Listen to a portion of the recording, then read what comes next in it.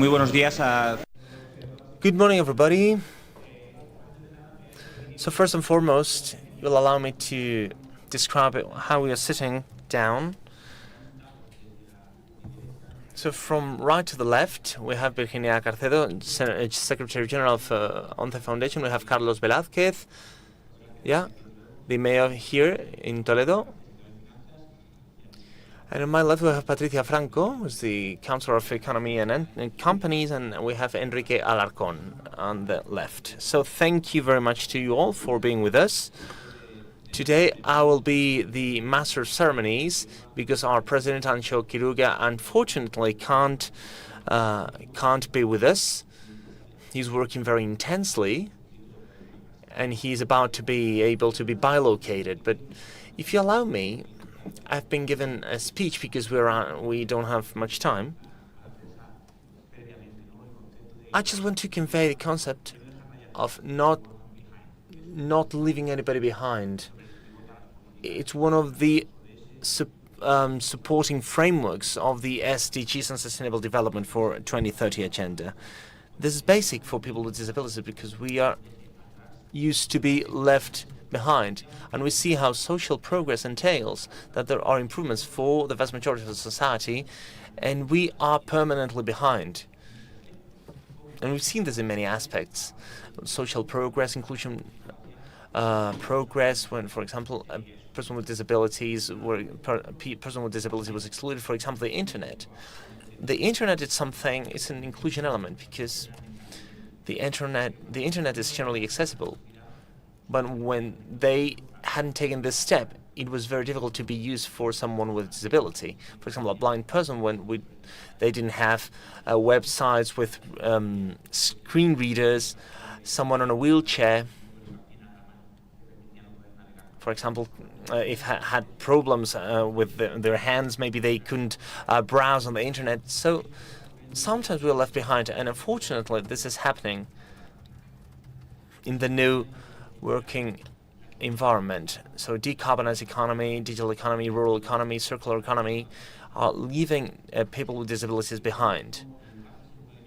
And we see that instead of being an element to close a gap, it's an element that widens it in terms of unemployment and in terms of salaries, for example. That is something that we not always tackle.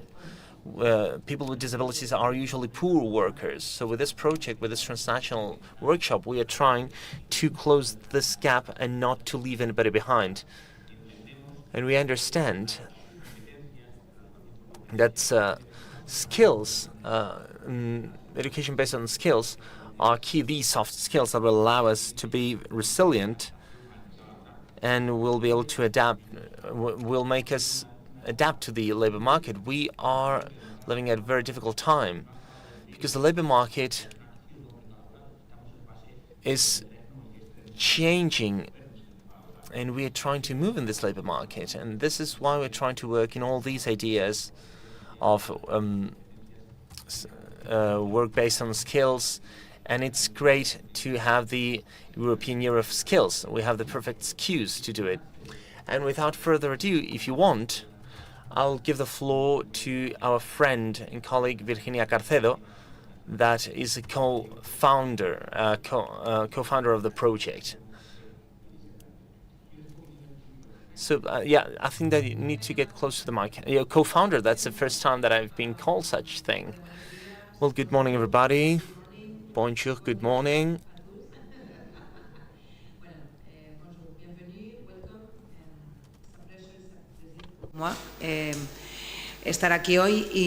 It's a pleasure to be here and to welcome you all,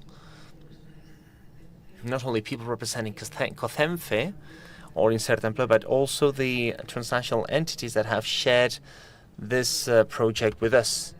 We'd like to say thank you to Danny for the introduction, thanks to Patricia, to the mayor, and all the authorities, the delegate of inclusion that is with us, giving the importance that it deserves, because this is all about people with disabilities and how important they are. As Dani has said, from Fundación ONCE, we are an intermediate organization. And at the beginning of 2022, we published a call for choosing operations and transnational operation projects. So COCEMFE had to present a very good proposal because they had to compete with other entities that were running for this project and for this program. One of the operations that was passed, among others, there were two. One that was related to leisure as an inclusion way, but the other one with the Decid-E Project presented by COCEMFE with a budget of close to 310k euros.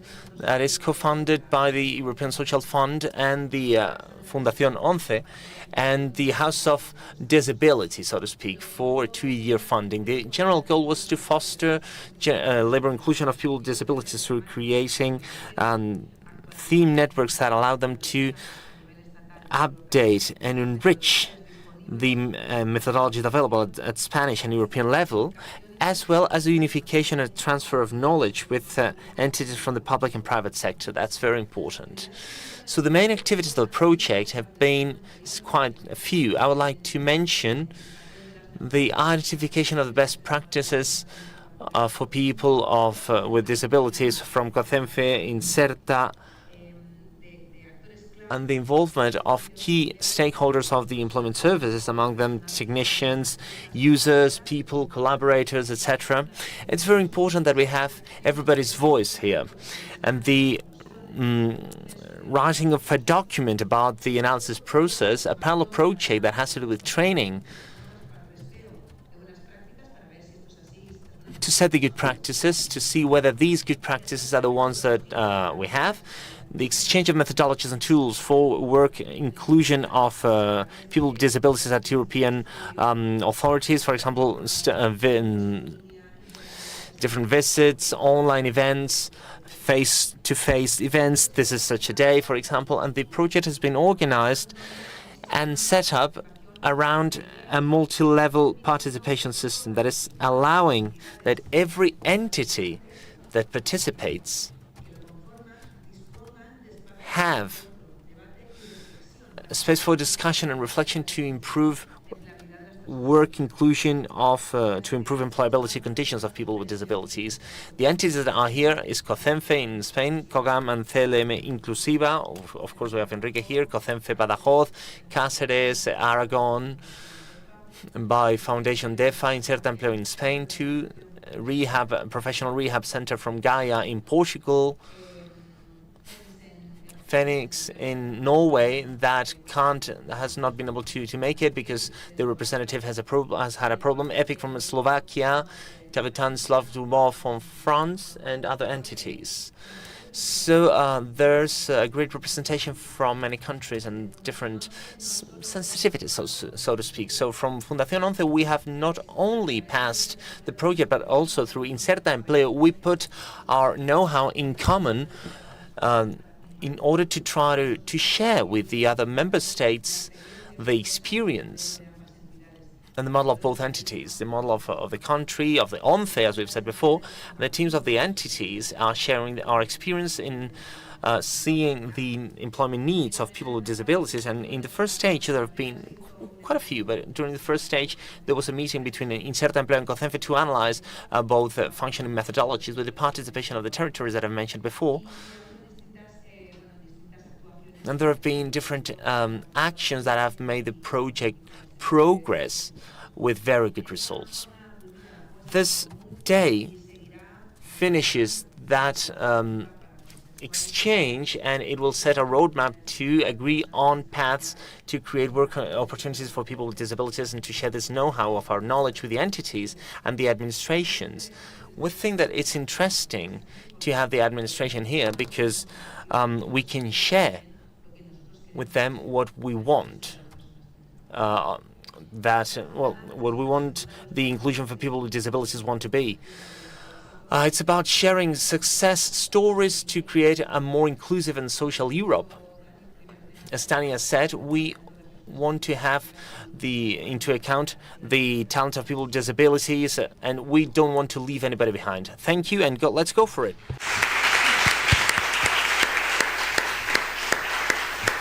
Muchas gracias. Muchas gracias, Virginia. Thank you very much. You've talked about the great range of entities that are participating in this project.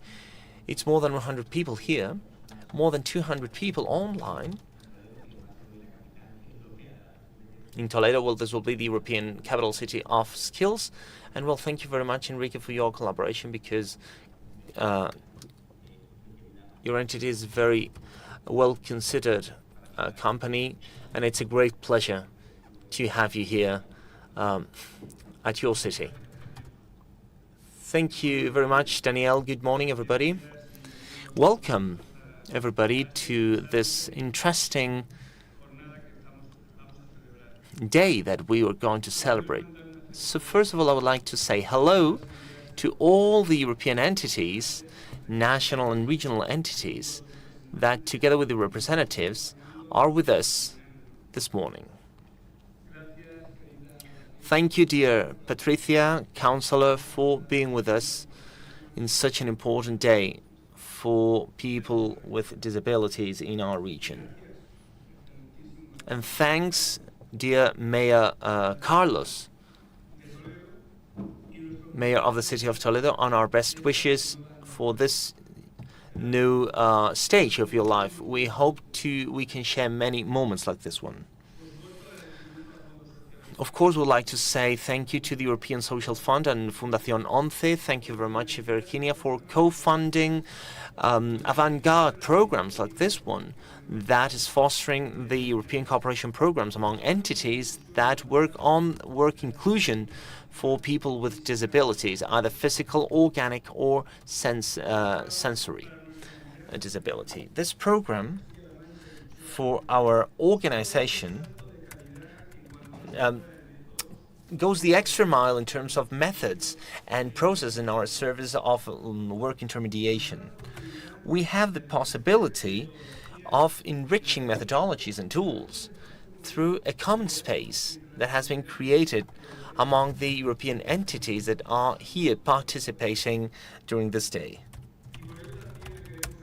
And of course, we would like to say thank you to our state entity, COCEMFE, of course, a mother, so to speak, for trusting us and for being with us today at this amazing city of Toledo that becomes into heritage of inclusion and equality.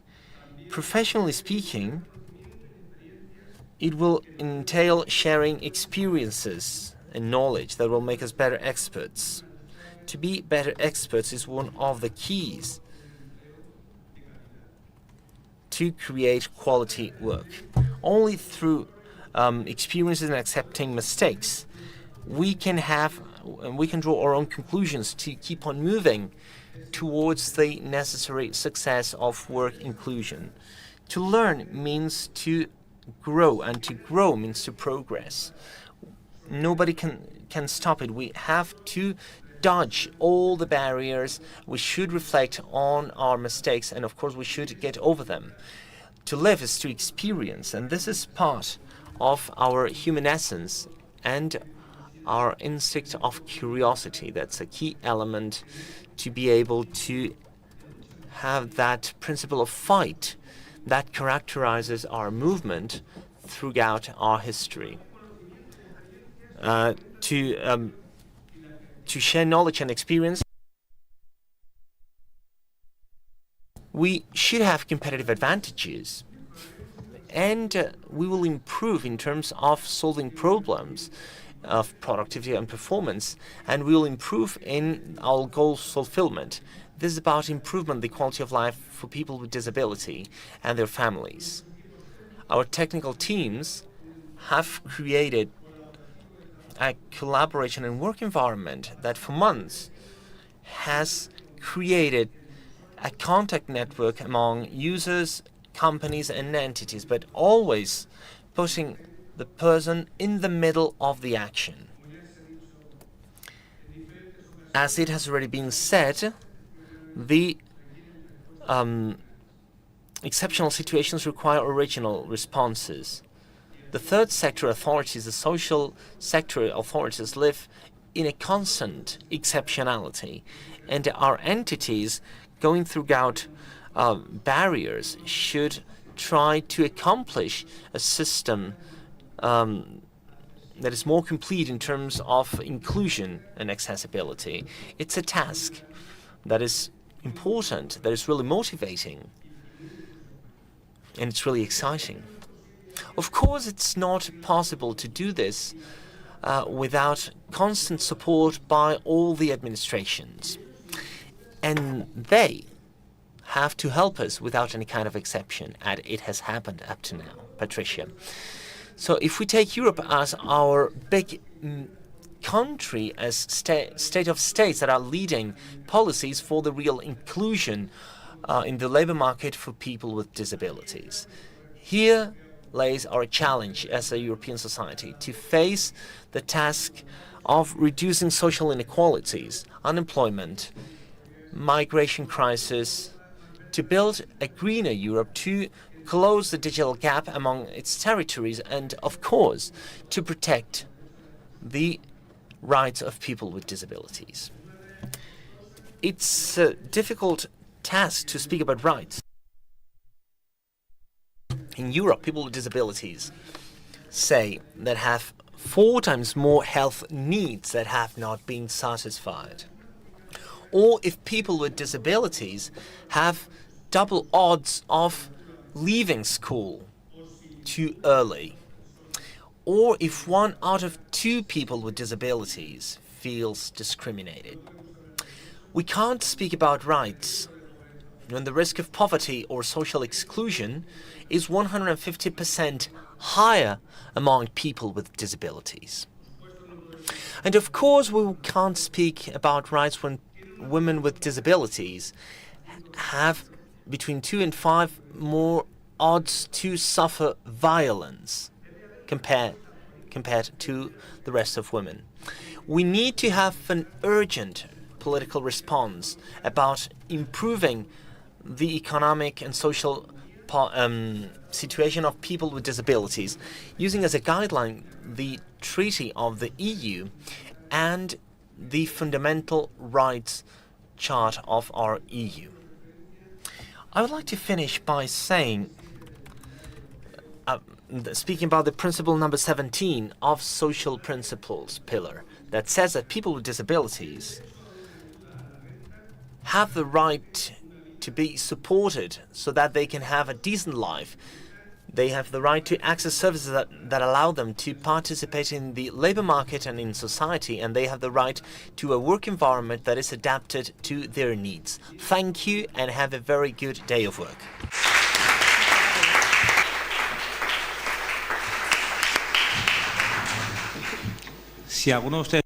If any of you didn't know Enrique, after listening to him, you'll know why he is so beloved among all these people, because he always says things that, you always leave some pills, you leave very good messages. Thank you very much, Enrique.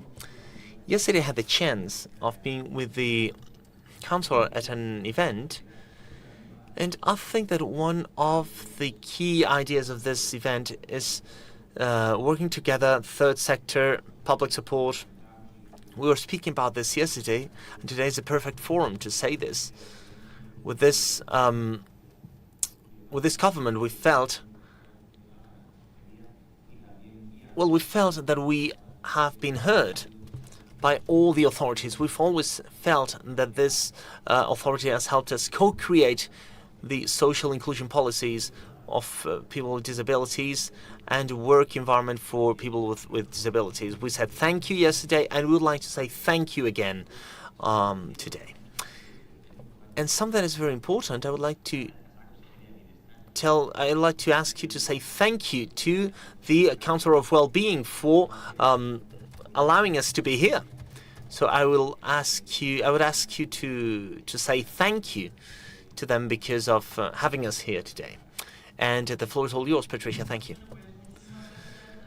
Well, thank you very much, Daniel. It's a great pleasure to be with you at this roundtable. We were in Alcázar de San Juan yesterday with FEACEM. Yesterday you were speaking on behalf of FEACEM together with Pedro and together with many people that work for people with disabilities in Castilla-La Mancha. by the way, I would like to congratulate the mayor on his appointment.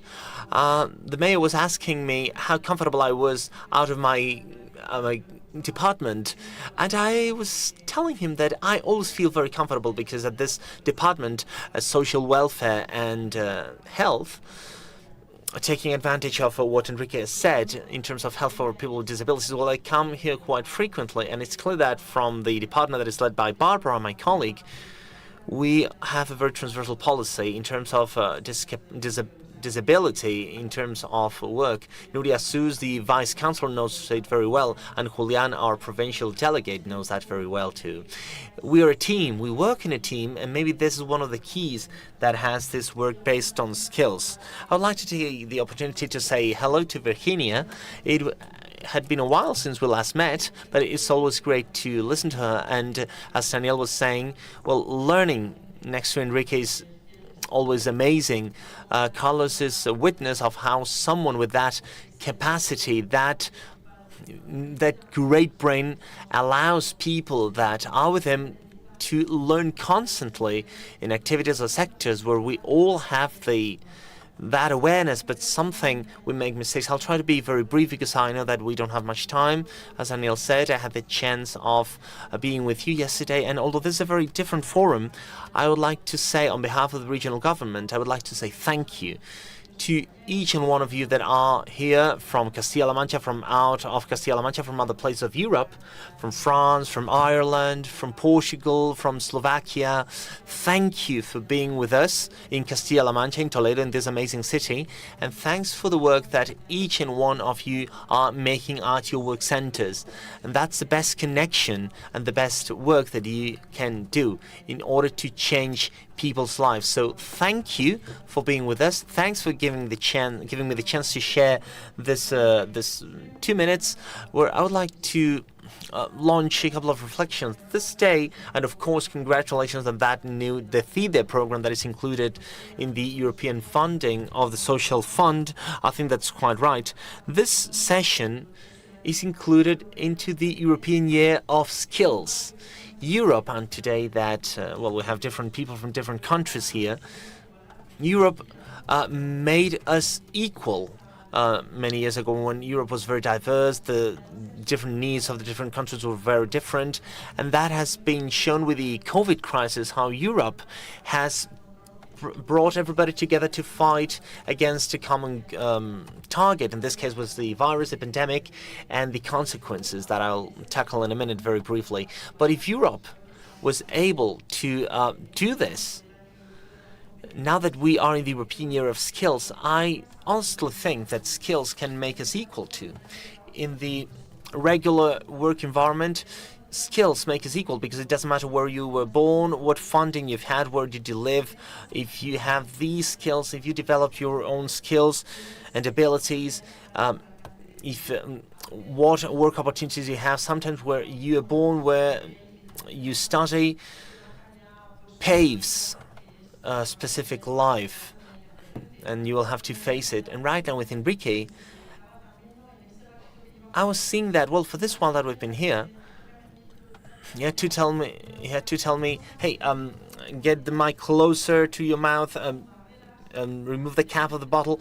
I mean, these things are quite normal in our usual life, but we need to take that into account for people that maybe could have these disabilities. And I think that in this case, to be honest, with the support of the public administrations in the sector, people with disabilities have a chance. If we work in an integrated way, as I was telling to the media, in acquiring these skills, education, skills acquisition, and employment, I think that we can do a very good job. You have the commitment of our regional government to make it come true, and support by our department. As Daniel was saying, sometimes we are the voice in front of the different ministries to work all together between public and private side to improve the work insertion of people with disabilities. And there's something that can be reverted, and this is that 3 out of every 4 European companies, 77%, say that they don't find qualified profiles. On the other hand, we have a 37% of adult population that doesn't get any kind of continuous training. If we are able to increase that continuous training of people, we will also be able to accomplish the goals of finding these qualified profiles that we need for our labor market. And just to wrap up, we were pioneers in 2017 with the CREA program. You know it perfectly. It was skills acquisition program for the most vulnerable people, among them the people with disabilities. And 1,000 people in Castilla-La Mancha have been able to be trained and qualified via these new programs that we are sharing with our initiatives that from COCEMFE and Fundación 11 are being put on the table. But I would like to launch a message in the sense that although in Castilla-La Mancha we are in a very good position compared to the national scale, we can't leave anybody behind. So the pandemic and the crisis situations always have a very much higher impact among people that are vulnerable. More than 1,400 people have got a fixed and stable contract through this program, but we see that we have not been able to recover the pre-pandemic figures in terms of private sector demand and in business sector among people with disabilities. If in 2017 and 2018 there was an average of 250 people every year in Castilla-La Mancha that could access this program to get an incentive to be hired, during the pandemic, this was reduced. Well, in 2020, we had about 150 people, 100 people less, and now we are still with figures that do not recover 250 on average that we had in indefinite contracts pre-pandemic. We have room for improvement. Of course, this is one of the best indicators that tells us that despite of the growth, people with disabilities in the labor market in Castilla-La Mancha need to pay attention to recovery after COVID, and you have our support, and you have the involvement of the president, so that in the next years, one of each 3 years will be for inclusive work, and we hope that this is possible in Castilla-La Mancha. And I would like to say that the regional government and the president would like to collaborate with the city council because, well, Toledo is the city of the three cultures that shows this insertion and inclusion of everybody, no matter where we come from. We hope that we can work with every local administration so that we are able to revert a situation that in the European Year of Skills, well, to be honest, I think that we can make it together despite the challenges we have ahead of us. A happy day and happy stay in Toledo.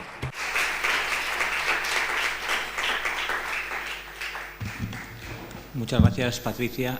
Finally, thank you very much, Patricia. To everyone who are joining us, supporting us, both physically here in Toledo or virtually through YouTube. For us, a real pleasure to have such a high amount of people connected remotely. We feel so supportive for all of us. As previously stated by Virginia, leave no one behind is one of our motto, both for COCEMFE and from that project, Decid-E, funded by the European Social Fund and Fundación 11. Well, we are working so closely to achieve this goal, to leave no one behind. And for sure, that kind of project, Decid-E, is a fantastic example of Europe is moving from the Europe for dimensions to the Europe of the citizenship. And we are so happy to be able to achieve that kind of goal through that kind of projects. Y finalmente, muchísimas gracias, Carlos. So thank you very much, Carlos, for being with us. And Toledo, I don't know how many titles we've given to it. I've said that it was the European City of Skills. If I've been mistaken, Enrique, it has been immaterial heritage of inclusion. Maybe you'll have to have a longer visit card for all the titles that have been given to this amazing city. And, well, thank you very much for being with us, and the floor is all yours. Muchísimas gracias y felicitaciones a todos los participantes. Thank you very much. I would like to congratulate the organizers, co-financers. I don't like that word, but you are fundamental. I mean, the national chair is not here, but the COCEMFE finance secretary is here. He's even more important for the people involved. We know how important he is. We love Toledo, the capital, as you were saying, of skills in Europe. It's for us an honor to be here and something that hadn't happened so far. Thank you very much for your activities, for your continuous pressure to move them forward. The work that you have been doing for many years is well known, but COCEMFE is something that is close to my heart because it was founded in 1980, the year I was born. For 43 years, they have been improving the living standards of people with disabilities. I always say that something as important as employment is crucial for people with disabilities because, yes, it's true that something that creates inequality between people, regardless of their gender, their region. Employment is the key factor for inequality, and it's a key factor for inequality in the case of people with disabilities. So thank you, COCEMFE. Thank you to those ONCE Foundation for your many years of work, of effort, the 100 entities that you have in each and every one of the territories of our country. Thank you for organizing activities that cross borders at European level, highlighting how important it is. And public administrations, it's impossible for us to ignore what you are doing, to neglect what you are doing. You work for the training and employment of people with disabilities, and you work cooperating. I'm going to try to be brief, but cooperation is the key word here. I think that policy needs to be useful, valuable. I want this this speech not only to mark the start of today's session, but to symbolize a commitment of the City Council of Toledo with inclusion. We were described, yes, as the city of the three cultures. We are humanity heritage of UNESCO, and this is because people before us did things really well, and today we're very proud of being in Toledo. But now we need to look at the future, and we need to become the city of the many cultures, not only three. It has to be a city of equality and effective and full inclusion. That's why within the inclusion plan that we are drafting, and my inclusion department director of Toledo is here. Why not cooperate with you? This is our commitment from the City Council. I would like to thank the Castilla-La Mancha regional government for their cooperation since we start a new mandate where we will be coordinating our efforts. COCEMFE will be in charge of the inclusion plan relating to people with disabilities. We have started from the government to work thoroughly on this. This is the 9th day in power for our government, for our team, and so we want to present an inclusion plan to our citizens at the end of the year, and we want it to be as broad, as comprehensive as possible. A key component is training, but also labor inclusion. So again, this is our commitment. Enrique, Daniel, incorporate your insight into our plan as entities that have much to say. Only by listening to everyone will we be able to improve the living standards of people with disabilities. The City Council of Toledo and employment-wise are working and will keep working, to create more opportunities for people than that they currently have, so that people with disabilities have the guarantee of the rights in all sectors, in all aspects. We are fully convinced and confident that working hand in hand with organizations that have been doing things so fantastically well for many years, we know we are in good hands with you. I would appreciate that if you could send, please, the conclusions of this session today to the City Council of Madrid so that we can incorporate it in all of our methodology. I convinced that we need to plan strategies, set targets, and we need to assess the work plans that we are drafting. So, again, as the mayor of Toledo on my 9th day in my position, I just want to express my commitment to as an open organization, an open government. We will be more than happy to work with you in any project at the service of people with disabilities. It's one of the most important things that the City Council can do and that any public administration can do. This is my takeaway. This is the commitment that I ask of COCEMFE and the commitment that I want to undertake. This is my offer for society and my commitment with your organizations. I wish you a successful session. You can count on the City Council of Toledo so that in the near future we won't be the city of the three cultures. We'll be everyone's city, the city of full inclusion. Thank you very much.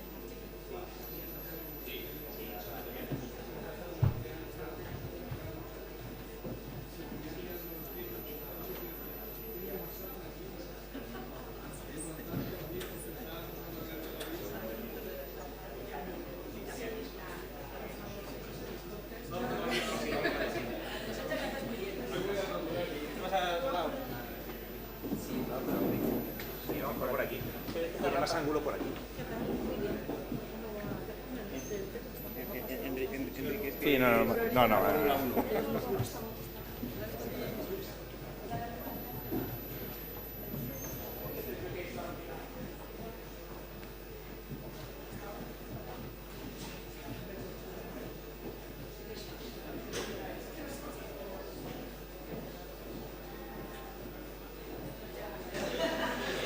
Bueno, vamos a... Well, let's continue. Let's say goodbye to the authorities very quickly because we are running behind in our agenda. Let's try to be as effective and time efficient as possible. Let's give time for all the speakers to present what they have prepared for today's session. Let's continue. Con la ponencia marco. Let's continue with the framework speech about the skill gap in Europe and Spain, challenges and opportunities for inclusion in the European Year of Skills. Joining us remotely is Mrs. Maria Iglesias, head of the unit for Malta and Spain at the General Directorate of Employment, Social Affairs and Inclusion of the European Commission. Since we don't have much time, I'm going to skip the presentation of her CV, but as you may imagine, Maria has a lot of experience, an impeccable trajectory, and what is most important is what she has to share with us. What she has to say speaks volumes about her CV and expertise. Again, I apologize to Maria for the not that short delay. Thank you, Maria, for joining us online and for waiting behind the screen. I'm hoping that my colleagues will give me a sign when we can hear Maria. De todas formas, como... As the first roundtable was saying, oh, there she is. I'll give her the word. Thank you, Maria, for being here. You have the floor.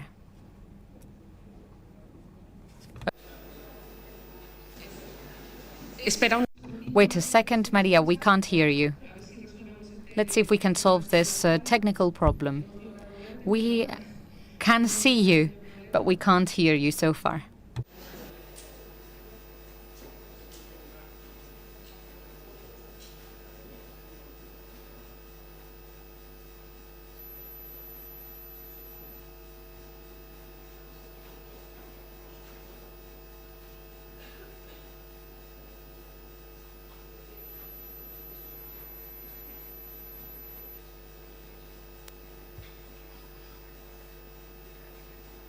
¿Me escucháis?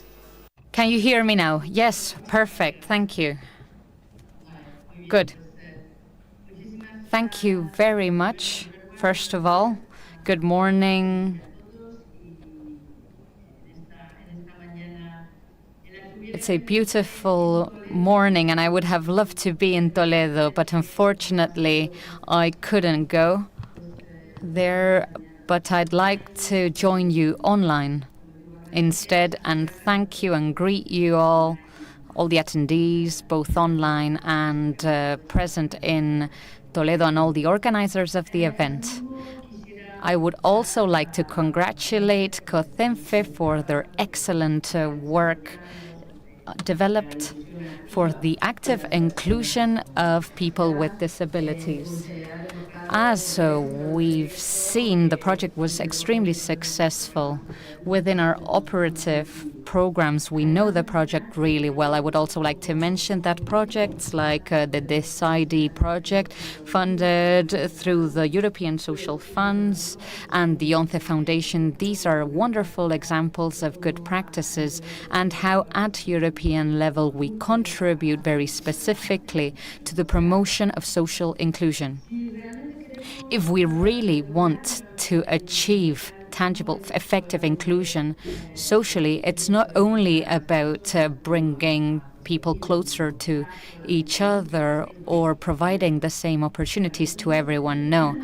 For us, we firmly believe that we need to recognize and value the skills of every group and giving every individual the personal, tailored support that adapts to their needs so that they can actively participate in a full and meaningful manner in society. This will allow individuals to live a self-reliant, independent life with the recognition of the other members of society.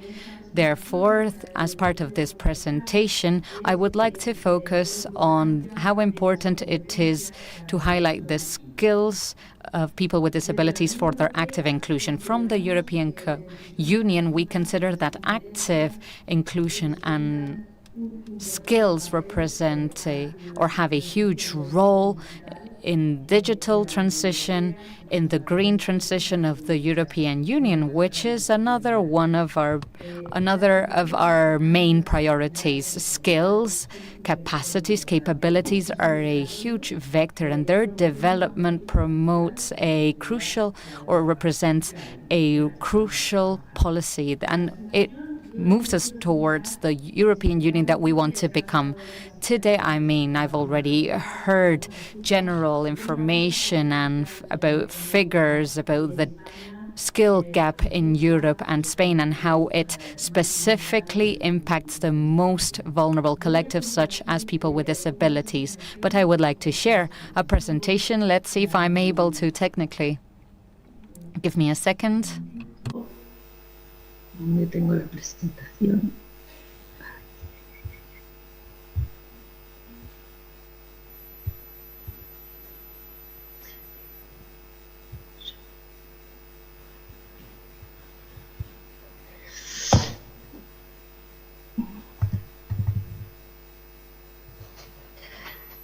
Aquí estoy. There you go. Here it is. I apologize.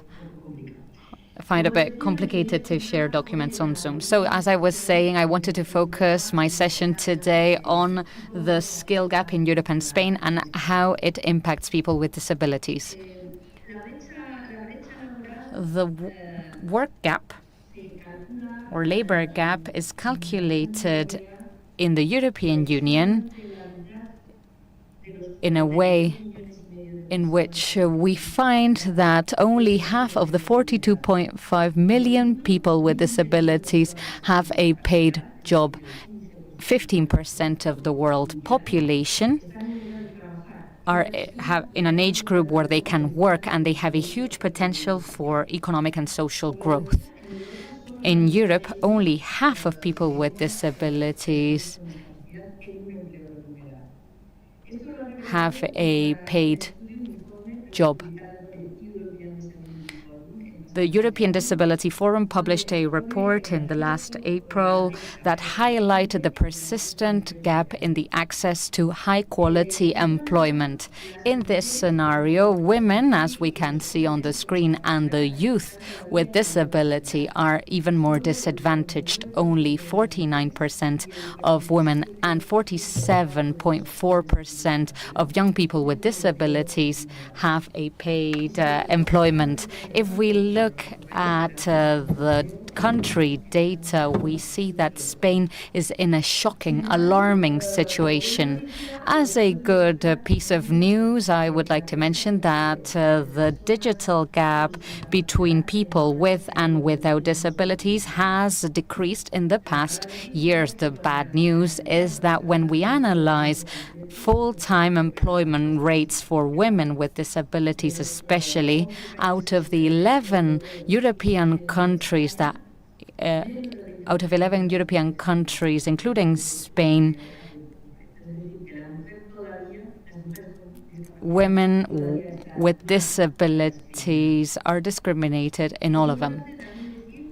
I would like to mention that behind all of the employment data, there's a much different reality that is even more discriminatory, because often people with disabilities are victims of labor segregation. What I mean is that they work in low qualification sectors that have no social recognition, very low salaries, and their career prospect is very poor, and they depend largely on financial aid by institutions. The report of the European Disability Forum also highlights that people with disabilities earn less than their peers in the same position without disabilities, even though they have needs and need more income to face their personal situation, to adapt their housing, to get access to personal assistance and other costs that having a disability entails. As a consequence, the risk of extreme poverty rate among the PWD population is over 23% of this group. Talking about the population with a disability, I mean 10 points higher than people without disabilities. This is concerning to us. It's concerning to see this gap, this skill gap, and especially if we analyze the labor market. Why? Because we see that in the labor markets in Europe, more than 65% of companies find it difficult to hire workers with the necessary capabilities for the jobs that they offer. Also, data suggest that 3% of all of the employment available in the European space is vacant. Some people have high qualification vacancies even. So there's a big mismatch between supply and demand in terms of capabilities and the labor market. This trend has got worse throughout the years. 10 years ago, only 1.5% of vacant positions, and now 3% of vacant positions that are available, and without a candidate to meet the competences, the skills needed to cover them. When we look at the figures on the screen, things don't get much better in terms of the digital society and in terms of the data measuring the digital capabilities of Europe. We saw that 44% of people in the European Union and a third of its workforce in Europe lacked the basic digital skills to enter the labor market. In Spain, it's exactly the same. In a context where there's an increase of employment opportunities, there's a lack of workforce that is increasing. And this is very interesting in a country where we have suffered high unemployment rates for a long time. Why? Why is there a lack of workforce? Well, it's due to the lack of abilities, capabilities and skills of the active population, the working population. People with disabilities, therefore, have many opportunities, many job positions that they could perfectly cover. What we understand is that we need to adjust, to accommodate vacancies, to open up to higher quality employment and to close the skill gap. That is the most important thing. The skills of people with disabilities are fundamental. And training them is going to be the most important measure to close the gap. Now I would like to talk about the problems linked to the skill gap, especially in terms of people with disabilities, and the main problems that we need to work on, and the main reasons and challenges that explain the situation that people with disabilities are facing.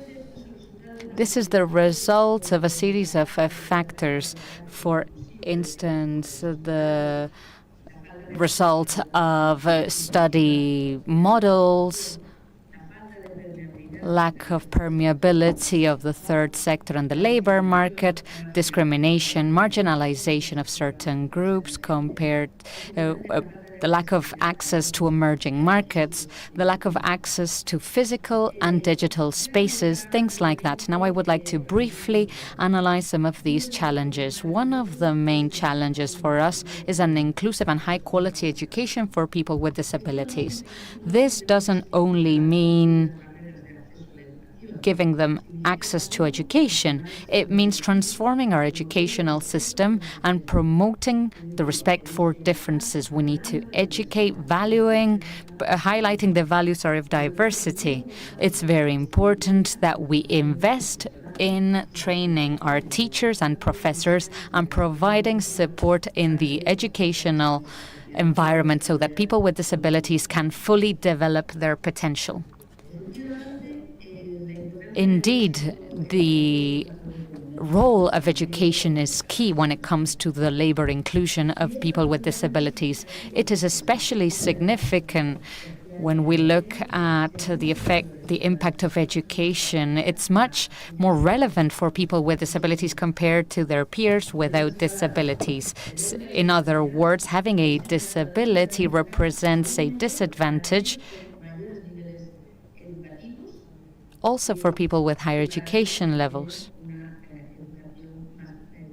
You can have a lower education level and not have a disability, and this wouldn't be that much of a problem. Even though, in terms of some data, we are above the European average, the early absenteeism from school, or dropout from school, rate is much higher for people with disabilities. It's 10% in Spain, it's 13% in the European Union.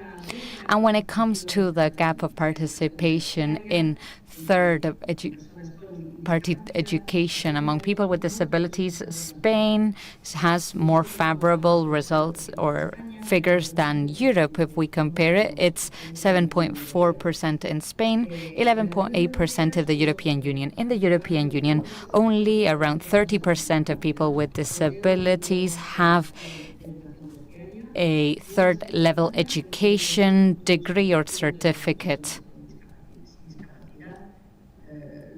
This figure is much higher for people without disabilities in Spain. In this regard, new competences, new skills are a challenge. that we need to tackle. As I was saying, we need to provide more opportunities for them to build capabilities, to train them so that we can adapt the skills of people with disabilities through access and training programs, the development of skills to help them in their labor inclusion. Yes, we've seen the design of public policy targeting or aiming at the social and labor inclusion of people with disabilities. It's always been through financial aid, subsidies, etc. Sometimes we see that these training actions have been delegated to the third sector, but the third sector has not been provided with the necessary tools to fully participate in the training processes. And indeed, we need to make sure that people with disabilities don't fall behind in the transition towards environmental sustainability and digitalization. Therefore, here we need to provide them with the necessary skills. It's key that we open up communication and cooperation channels among entities of the third sector and the business sector, but also public authorities need to focus on anticipating the needs, and this has to be a priority. In terms of challenges for employment, I should mention the difficulties to access employment. We need to raise awareness among employers so that they maintain policies that promote the social economy. By the way, employment rates are higher in social economy for people with disabilities, but also physical and digital access, as we were saying before, to all sectors. A key underlying challenge is working on awareness raising and basically a mindset shift. We need to change our culture, our approach, our perception of people with disabilities. This is the most important thing when we want to reduce the digital or the skill gap in general. Inclusion not only depends on the development of skills for people with disabilities, but also the skills of the general population to include them effectively in all aspects of society. That's why we need to encourage inclusive environments and to promote a broader and more in-depth understanding of disabilities. We need to open up learning spaces and implement reasonable accommodations in labor environments. For instance, learning about sign language, accessible communication, making things easier for people to understand what disabilities are all about. We also want to focus on the development of those who are providing training and providing services to people with disabilities. They require more robust skills in order to support them better, to tailor their approach, to boost the self-reliance, the autonomy of people with disabilities, which will allow them to participate and develop their potential in society. Now, what is the European Union doing in order to promote and make it easier to tackle these needs and challenges that I've mentioned? On the one hand, there's a political support, and I would like to quote the social rights, the European Pillar of Social Rights. Principle 17 is about the inclusion of people with disabilities. It's very important. It guides the way for policy, and it is underlying in everything, all the social initiatives that the European Commission has. This political support has also been translated or seen in the strategy for the rights of people with disabilities of the European Union. As you know, it's an annual strategy from 2021 to 2030. This strategy has the main target of helping people with disabilities in Europe, regardless of their religion, gender, age, sexual orientation, to help them so that they can exercise their human rights, have the same access to opportunities, that they can live independently, that they can move freely between the countries of the European Union, and to reduce discrimination and put an end to discrimination. This strategy includes a very specific approach in the development of capabilities.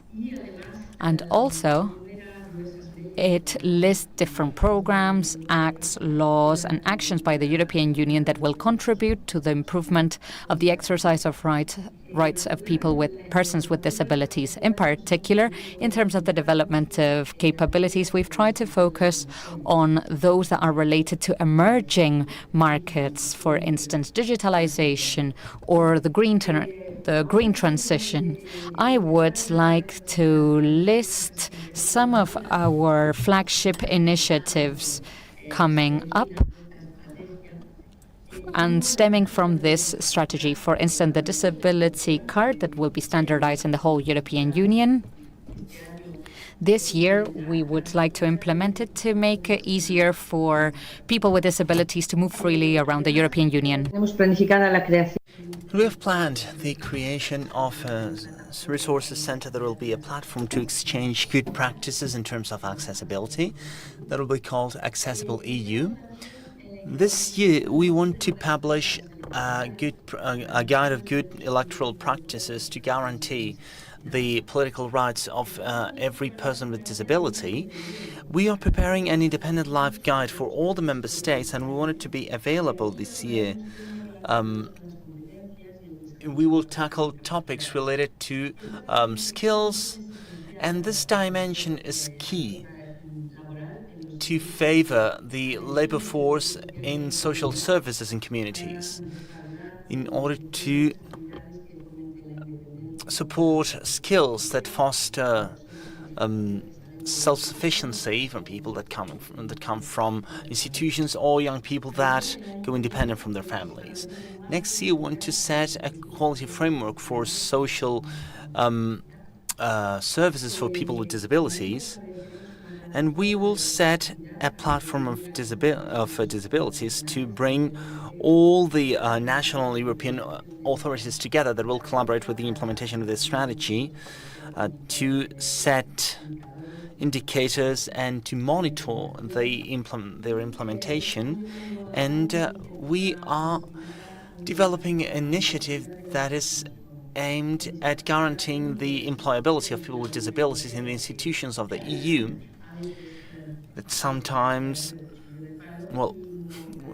we are not being a role model, and it has not been applied in the way we deem it as more satisfactory. We're trying to reinforce this integration. And last but not least, I would like to mention a community of practices in the European Social Fund Plus about social inclusion that are preparing an annual meeting focused on people that will be funded with the social fund. We will publish a website soon so that it can be an inspiration for the different member states that are using the European Social Fund. And as I'm saying, the political support is also translated in other initiatives, and in this case, an initiative that has been around for a while, that it would be the European Agenda of Skills. And this is about giving people and companies the skills they need for life and work. And as you will see, we are including people with disabilities in a specific way. The European Agenda of Skills has like 12 agendas and 4 blocks of measures, an agreement for skills to reinforce anticipation and knowledge of the skills needs, to support new strategic actions at European level, to improve recycling of skills by national governments and member states, and last but not least, a recommendation proposal from the board to improve the education sector and vocational training. As I'm saying, all these proposals include people with disabilities. And we would like to highlight the opportunities that digital work offers to improve work conditions of the employees, including and improving the inclusion of people with disabilities. As regards other political initiatives, including people with disabilities, we have the European Year of Skills that is aimed at generating a higher level of awareness among citizens and employers about how important it is to foster the European capacities and skills, especially in terms of green technology and digital skills. As I've said before, this is part of our great priorities. So the European Year of Skills wants to promote actions at the level of every state with the third sector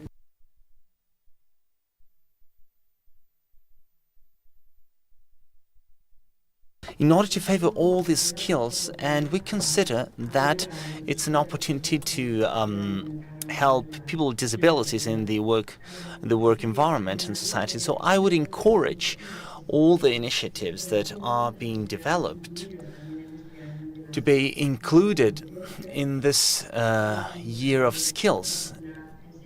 And it's important to appoint the ones that favor the digital agenda. But besides the political support from the European Union, we consider that it's necessary to have an economic support. As you know, the structural funds and investment funds have the capacity of contributing to improve life of people with disability, as we've been doing for many years. And this year, that has been the year of the first launch of the European Social Fund Plus, we wanted to make it become into the main instrument to invest in people, and we wanted to focus it on the opportunities and employment opportunities for everybody. Spain is the third country in the EU that receives the higher amount of this budget, around 11.3 billion euros, and it's split it in 23 programs, out of which 4 are national programs. One of them is the inclusion program, and these programs will devote 39% of their budget in employability measures, and in social inclusion measures will devote 32%, and in education measures 21%. And during the negotiation of these new programs, we've paid special attention from Brussels on the fact that they should be done among the most vulnerable groups of people. And since people with disabilities are a especially vulnerable group, they are a privileged recipient, beneficiary of this European Fund Plus. For example, in the last period during 14-20, that is finishing this year and the year after,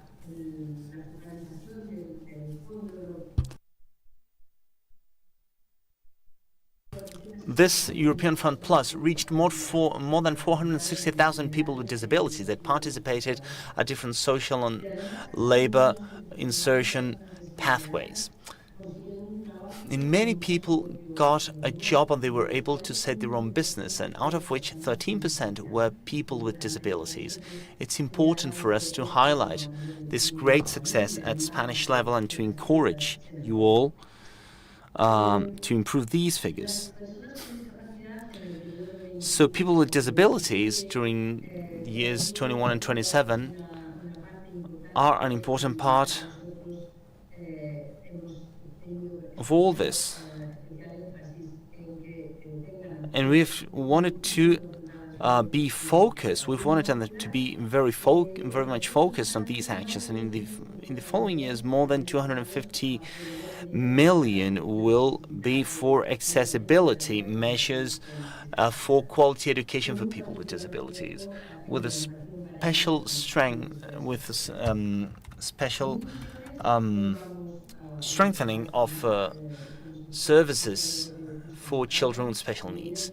The European Social Fund Plus in Spain will be devoted to the social and labor inclusion of people with disabilities, especially with social and labor pathways for people with disabilities or with mental illness. We will have incentives to hiring people with disabilities, more than 660 million euros, and in order to promote sheltered employment. Specifically, more than 500 million will be for measures of access to employment, and 170 million for measures to access social services for people with disability, like, for example, care transition programs that are focused on people and independent life. So,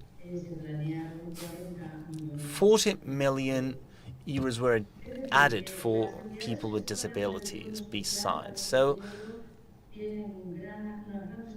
there's a great responsibility ahead of us and a great challenge. And a non-discrimination principle should be applied. During the programming process, the partnership principle was requested that entails that authorities should get involved with groups of people with disabilities, not only in the design but also in the implementation of the actions.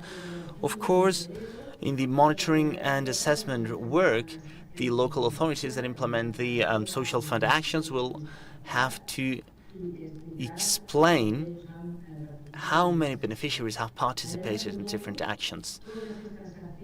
Besides, all these actions are included in the UN Convention about the rights of people with disabilities, and for this, we set the obligation of having an enabling condition, a strategy, so that all these actions could be framed into a very clear political activity according to what Europe set at its time. So this economic support at Castilla-La Mancha level, I would like to highlight that, well, it gives continuity to the actions of the period 1420, but I would like to highlight the actions that were revealed as quite successful, especially the social and labor enabling services for people with disabilities. There was one per province and per region, and through these enabling systems, the employment training was promoted. So these actions that were negotiated as a continuity of 1420 will be dealt with at a normalized and inclusive environment, and the work methodology will be based on planning and people, focused on people. Besides the actions taken in Castilla-La Mancha, and beyond the strategy and the actions for the next period that we want them to be as successful as they've been, there are other funds in the EU that support integration and inclusion for people with disabilities. And specifically, the Recovery and Resilience Plan in Spain that has 670,000 euros with loans and subsidies. I think she said 670 million euros, sorry. And there are important investments like 157 million euros in order to improve accessibility of people with disabilities to public services. And we hope that these investments are real, are implemented according to what has been negotiated and proposed in the plan, and we hope that the results help Spain be more accessible for people with disabilities. Another small but important initiative was and is Erasmus Plus. That includes fostering skills development and education access for people with disabilities. Erasmus Plus is a program that supports education, as you know, training and sport in Europe, and for 35 years it has been one of our most emblematic programs that makes young people expand their opportunities to travel and to know other places and horizons going abroad. And this adds a very important European factor. We want this to be used for the participation of people with disabilities in the Erasmus program. And sorry, I think it has been a little bit long, but I wanted to explain what we're doing, how we are working in Europe, and what the most important initiatives are, how we understand that. I'd like to stop sharing. Yeah. I wanted to speak about the initiatives that we are taking.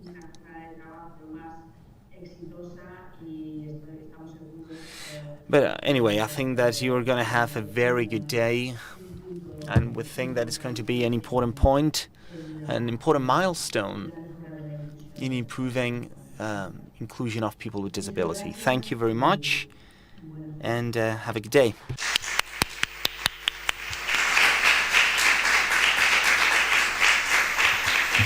Le damos las gracias a... So we say thank you to Maria. The figures that we've seen, as every time we see these figures, are really discouraging. But as she has said, the EU, Spain, every administration has important challenges to face in order to mitigate this disadvantage. And of course, we convey our will to work together with the Commission and different administrations. We come from COCEMFE and from disability organizations. We want to work with them, and thank you very much for this talk. And as we were saying at the beginning, we are behind the schedule. Now we have the break. We have still one roundtable. In other words, we will delay the break for a while, but there's one speaker missing from the next roundtable, so we'll try to stick to time. So I would like to call to the roundtable Raúl Olivan Cortés. I think that he's here. That will speak about new ways of doing and thinking, innovation and exchange ecosystems, creating networks and dialogues for action. So Raúl Olivan Cortés is General Manager of Open Government and Social Innovation of the Government of Aragon. And well, sorry for this delay. And as far as it's possible, please try to speed things up.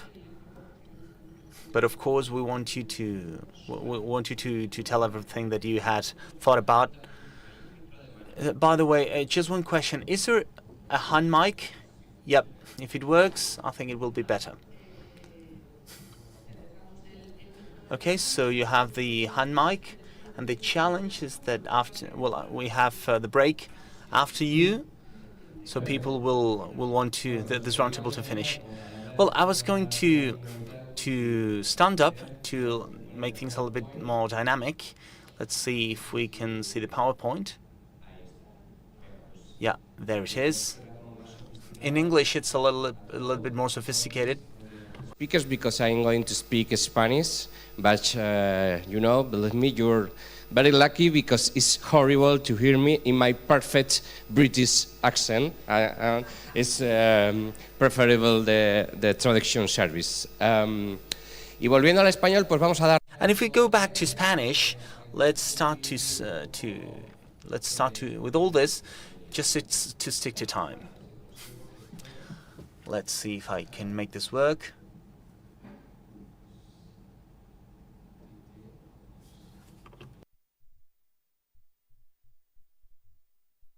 Well, there are two options. You can pay attention to me, or you can pay attention to the red ball. It's better to pay attention to me, but if you want to pay attention to the red ball, and in the end you guess how many red balls you've seen at the presentation, I'll buy you a coffee. It's necessary because I've woken up very early from Zaragoza. So this is a sentence that is a difference for the English-speaking people, but it says that everything's connected. And with any small gesture, a word, a tweet, maybe that coffee that you'll buy me, no, I have to buy it to you, no worries. So it doesn't have the capacity of changing everything because everything's connected. This is 1995, Chicago. More than 300 people died during a heat wave. First world, a very much advanced city, and many people died because of a heat wave. And the point was that many more people died at specific neighborhoods. It wasn't only the social economic conditions, but there was a sociologist that saw that some neighborhoods, being as poor as the others, had many more victims. So that was a little bit strange for him. But just to take this to another challenge that we've had short ago, this was the first page of 12th of March 2020. And they told us that there wouldn't be a school on Monday. Everybody went very nervous. And I said that everything's connected and that any word, anything can be changed. So on the 12th of March, I went home. I had talked to my team of social participation at the government of Aragon. And I said that we had to think about something for the pandemic. So when it was a little bit shocking for us, I said, what can we set for the pandemic to try to channel voluntary participation and social participation, etc. Well, as you can see at 11:34, after talking to my wife about what we were going to do with our daughter on Monday, I wrote this tweet. I said, I'm thinking about creating a citizen network of self-help. So we have been facing different problems, and in some way there is some kind of speech that says that these challenges have to be faced in an isolated way. This, like, for example, when we have a very wise person that is usually white, straight, Christian, and so on and so forth. But the point is that it has not always been the case. But there are TED Talks, different books, different management books, and Disney movies.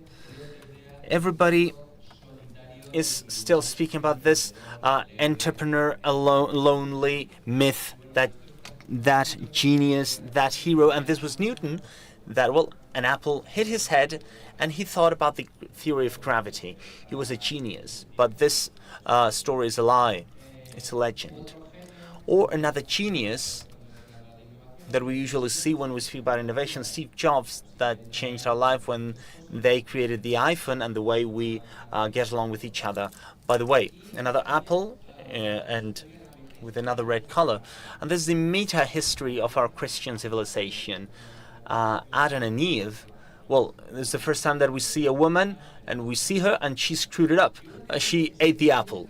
I mean, you know what I'm talking about. But if you have a look at it, the great innovations, great histories that have transformed society, great progress and accomplishments have been the result of the group cooperation, with the participation of many people, and even more with in PPPs. So the point is that Disney is not interested in that. They're interested in isolated characters. And before Newton, there were many academies, intellectual people. Many people were men, because history didn't put that focus on women that did science. And Newton grabbed everything that he had made up, everything that had been developed, and he did that theory of gravity, but he didn't make it from scratch. It was a scientific corpus. Same happened with iPhone, with Steve Jobs' iPhone. 90% of technology that iPhone has was public technology developed by the U.S. Army in scientific institutions, the academia, public health, high schools, etc. Nobody said this, that the iPhone had a great bunch of public technology. And just to continue with that, Apple and that red spot, Adam was not the first man. We had Orpheus and Eurydice in the Greek culture that had an affair with an apple and a snake. So you say that, well, the first one was not the first one, so to speak. So let's imagine, because we don't have much time, that this white spot is you. And this red spot is the future.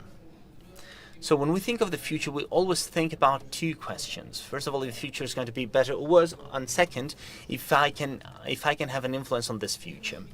So this creates this matrix where the future will get either better or worse, and can I have an influence or not? Everybody is where they want to be. The optimists, pessimists, and intermediate positions will be here. So if you think that it's going to be much better at your organization or the disability field, you can put the range wherever you want and whether you can have an influence or not. And we'll go back to that in a minute. The dots are almost always here. But maybe we need to put them together and maybe in a different way. And specifically, the most interesting innovation, the most disruptive innovation that we've made up in the last years or even decades is the one that defines the basic manual of interaction among us and you. That is basically democracy.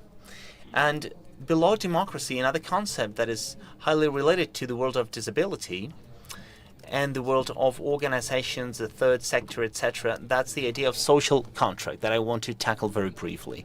For me, social contract is a journey between I and we. That's the agreement that we have among ourselves so that we can make it better together rather than separated. We had the nature status that says that we come to this world alone, and we start to create social structures because, well, family, extends family, the idea of that tribe, a community, region, country, humanism in general, or even the EU 27, that is 500 million inhabitants that have an agreement among themselves. And we, step by step, include speeches that expand our range. Feminism, or the idea of ecology, and we put animals, environment. But this is just one of the axes that defines the social contract. The other one would be the idea of the future. There's a social contract as far as we challenge the future and we think that we will be together, that together we will be better. The future is full of opportunities and not of uncertainties. In this case, we start to make things up in order to tame the future. Social security, pensions against, pensions, education. And now we are rethinking on new mechanisms, laws or public services that allow us to face the future. And that would be the social contract, right to culture, digital rights, or full autonomy of people with disabilities. So if we have a brief look at our recent history, in terms of history of Spain, Western civilization, Europe, etc., it's a succession of different versions of social contract that draw an uptrend and positive line towards the right. And we call this progress, or sometimes we call it, I don't know, Agenda 2030, Next Generation. But all these things, the notion of social contract goes in this direction. But it comes a time where things can't be solved just with 2 or 3 points. We find this tsunami of complexity. We have different things, climate change, youth obesity, and so on and so forth, that overwhelm our traditional society, that doesn't have a specific solution. They are not binary. They are not good or bad. They are intersectional. They have unknown consequences. And in this case, the traditional authorities, both in the public and social sector, are a little bit lagging behind. So this would make us rethink some things as organizations. We should move to this hierarchical traditional structure with different compartments, a slow structure, to a dynamic and porous model. And this is what I've been doing for quite a while.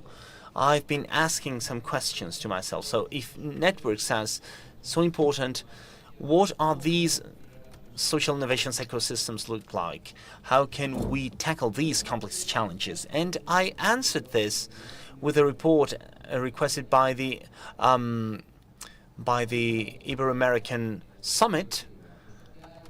And we took all these projects, sometimes with the third sector, many of them with the public sector, and I took the idea of when I was the manager of Zaragoza Activa at the city council, and I went up to take pictures, for example, as we are doing here, and I said, well, the innovation ecosystems, doesn't matter how much the American people want to say something else. This is basically people speaking, companies speaking, organizations speaking, teams speaking.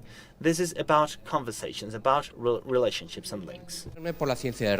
That's how I got interested in network sciences, with nodes, points, bonds, links. That's the way we come up with things like hubs, which is a very connected node. A hub can be a person that is well connected. Other concepts come up like links, bonds, clusters, connectivity, density, and communities. I always define communities in this following way. It's like a group of nodes acquiring a common destiny, a common language, and having that feeling of pertaining to something that is bigger than the addition of their parts. That's what a community is. Communities make us feel better because we are sociable beings. Are all networks the same? No, there are hierarchies and also random networks. This is a math term thing. I don't know if you are ready for this presentation because I'm going to talk about politics, philosophy, maths. But if you take a node and a black dot and you roll the dice many times, you have a structure like this one. There are scale-free networks like the one you see on the screen that have bigger dots that are like a magnet. They have a high connectivity. In math, these first nodes become a Gauss bell. That's what. That's the math symbol for equality, because there's a huge middle class, for instance, and extremes are rare. And then we've got the Pareto representation of radical inequality, where very few have a lot and a lot of people have very few.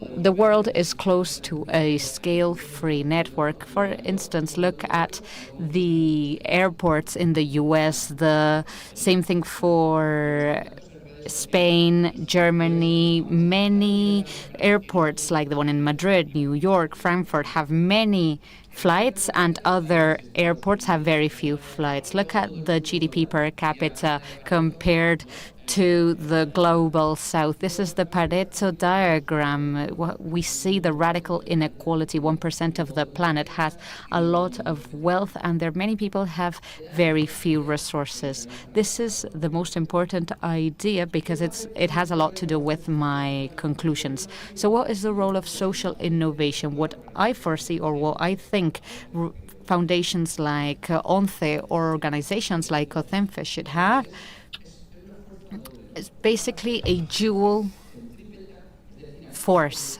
They need to be a sort of an innovation hub where they attract and generate connectivity, and they lead to links, bonds, communities of innovation, research, etc. But at the same time, they need to distribute social connectivity, redistributing opportunities, contacts, employment opportunities, access to culture, education, etc.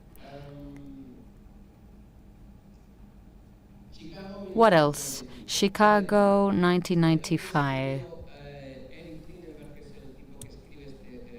Eric Klinenberg wrote a book that I loved recently called Palacios del Pueblo, and he said that the difference between the neighborhoods where many people had died and the ones where people hadn't died was nothing else than social infrastructures, where you see social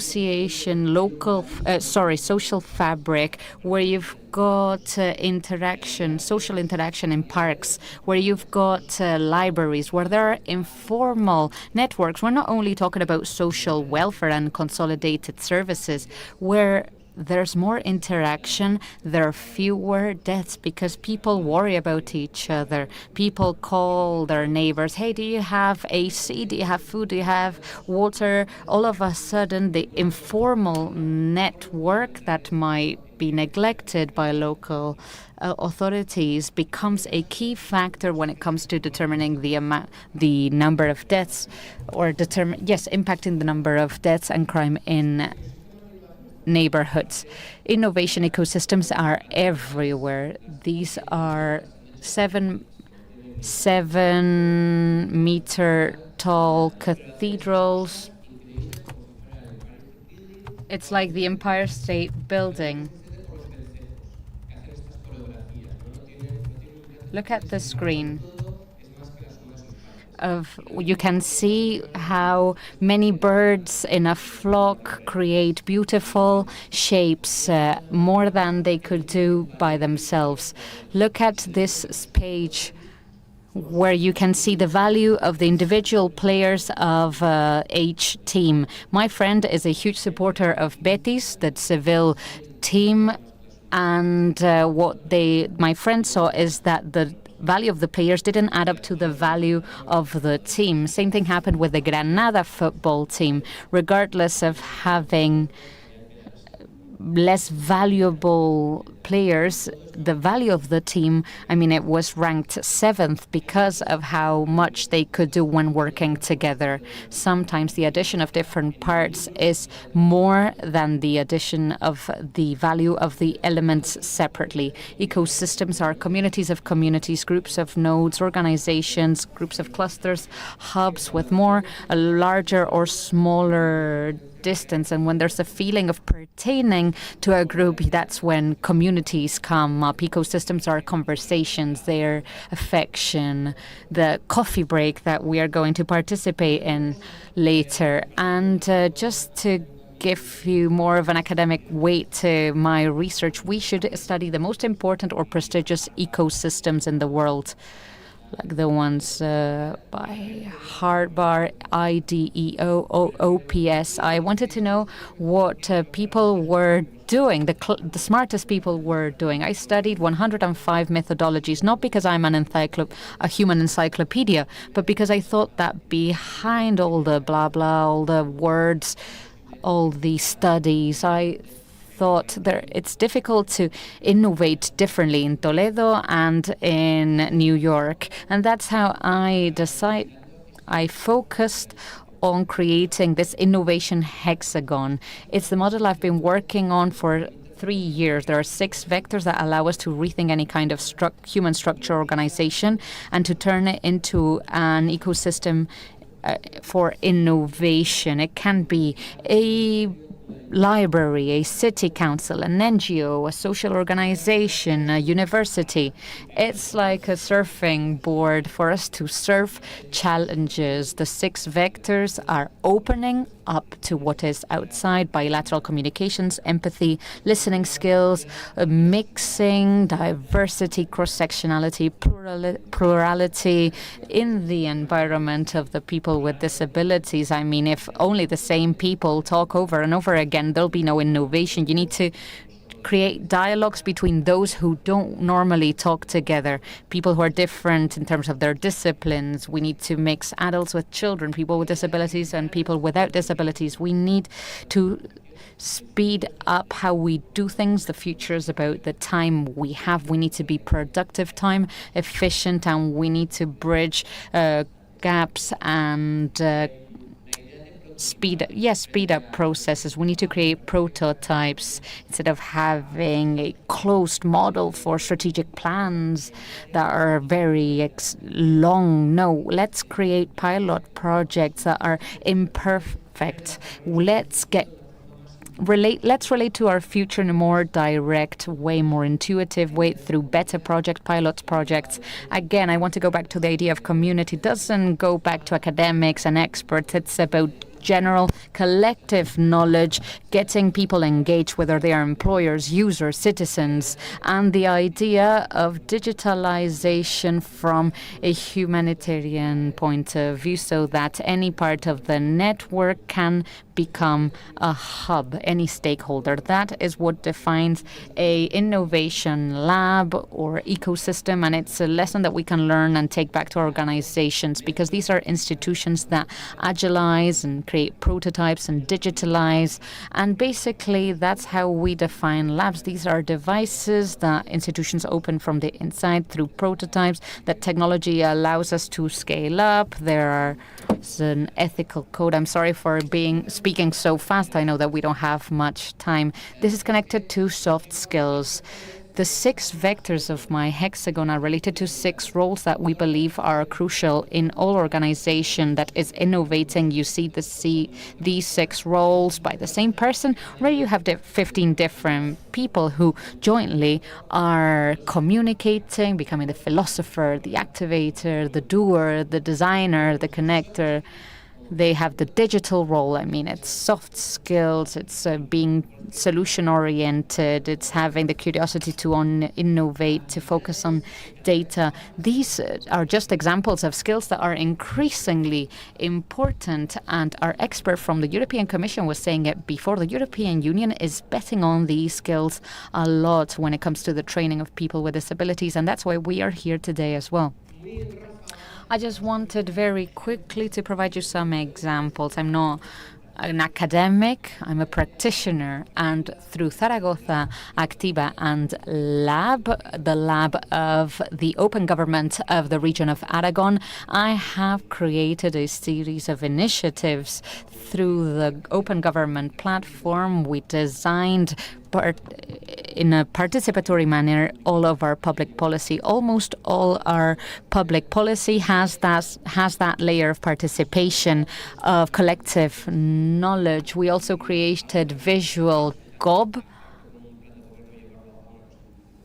to make government plans intuitive and straightforward. CIVOL accredits the work of volunteers by saying the soft skills that they have developed and what SDGs they have contributed to, so that volunteers can create this CVOL, this CV for volunteers. This is crucial for their professional development and their academic development. I think that if COCEMFE validate these activities so that they come up in their CVOL, we can help a lot of young people. That we also created a Social Impact Academy, which is an accelerator. We're talking about chain makers, people who want to redefine reality through social impact. We also joined as citizens, users, and designers to redesign any public service to make it more accessible, for instance. Open Kids is another initiative. We work on youth and teenage and children participation with the Play Lab and things like that. The Easy Government platform is a project that combines open government and easy reading for it, because public administrations speak a language that nobody understands. We try to draft laws and surveys in a way that is so difficult, so confusing for the average citizen. So we decided to use a methodology of easy learning. So through short paragraphs, easy words, pictures, even drawings, we help people understand government documents. With the inclusion group, they corrected, they raised their hands when they didn't understand something, and with their ideas, in a very open-minded way, we created versions of our own documents. It was a beautiful process. We had the easy reading of the COVID-19 document. This became the transparency portal document that was downloaded the most times in history. Everybody wants to understand what they read. People who are migrants, children, the elderly, anyone. When you see the version with drawings, you don't want to go back to reading long, confusing paragraphs. Espacio is a platform for feminism and gender perspective in public policy. Politica Pop is a platform to design public policy through cultural references. The Radar and OLA initiatives, innovations in rural environments, innovation for people over 65 years old, things like that. We even have a project related to gastronomy. We mix the vectors with recipes, working with the food industry. We are tackling many initiatives at the same time, and I'm getting close to the end. We had a global pandemic. Do you remember the 12th of March of 2020? I launched a tweet where I said, hey, we have a new collaborative project. It didn't go viral. I mean, I got 81 likes and 32 retweets, but my closest network saw it, and that was what was most important. The 14th of March, less than 48 hours later, we were launching frenalacurva.net, the first social innovation platform to fight the impact of the pandemic in the world. It's the most important platform on this kind in Spain. It became a sort of a Wikipedia where anyone could share their developments in the context of COVID-19. It soon became a huge network to a point where 3-4 days later we opened up Fren La Curva in Colombia and Mexico, because, I mean, we could have stayed in Aragon, but in the first hours we started getting people from Valencia, Madrid, the Basque Country, Catalonia involved to make it Spain-wise. We didn't want it to be an initiative of the Aragon government. We wanted volunteers, NGOs, and other stakeholders to participate. It was really horizontal. 18 other countries followed, up to 22 national nodes with each their own model, design, but with our open code and with our coordination. From the digital to the physical world, we created maps, and this is a beautiful story. I would need 1 hour to get into this. Women from Kenya gave us this software so that people could pin their location if they needed help. For instance, hey, I'm an old person, I can't go to the supermarket, I'm a single mother, who can take care of my kids?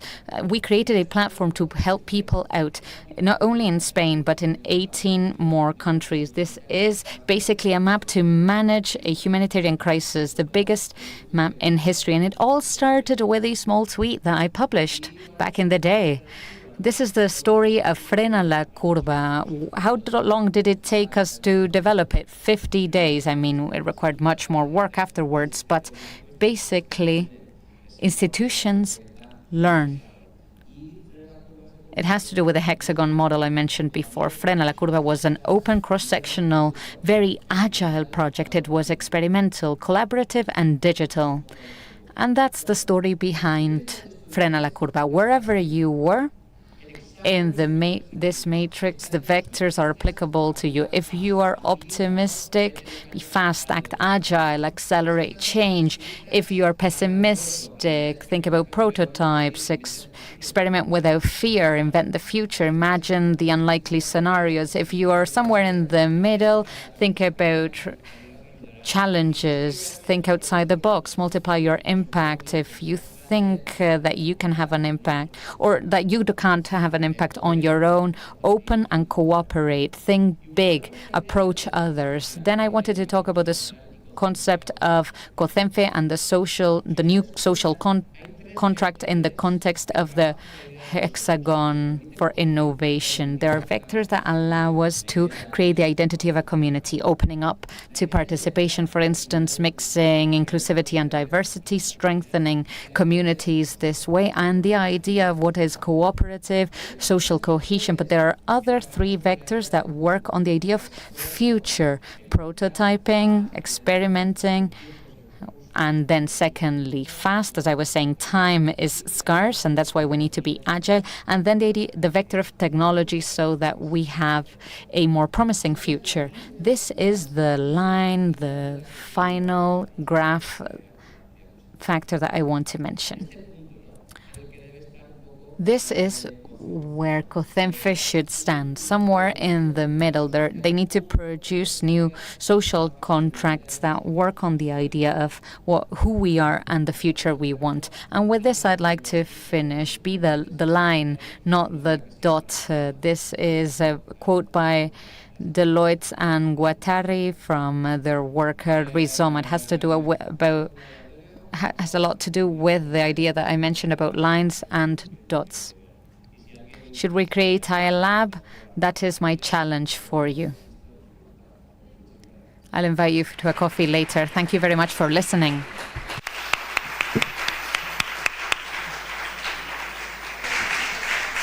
Muchísimas gracias, Raúl, porque te hemos pedido que fueras. Thank you very much. We asked you to be fast and keep it short and sweet, and you did keep your word. Thank you so much for your presentation, for making it so dynamic, so brief. And thank you very much. You can count on us. We will be copying a lot of what you've just explained to create our own networks and to make COCEMFE a more proactive and future-oriented organization, which is our goal. Thank you very much. Now it's time for the coffee break. I would like to ask you to keep it short. Instead of 30 minutes, let's go for a 20-minute coffee break at 10 past midday. Please come back. I will stay here, but you can follow Raúl. The coffee is in the hallway.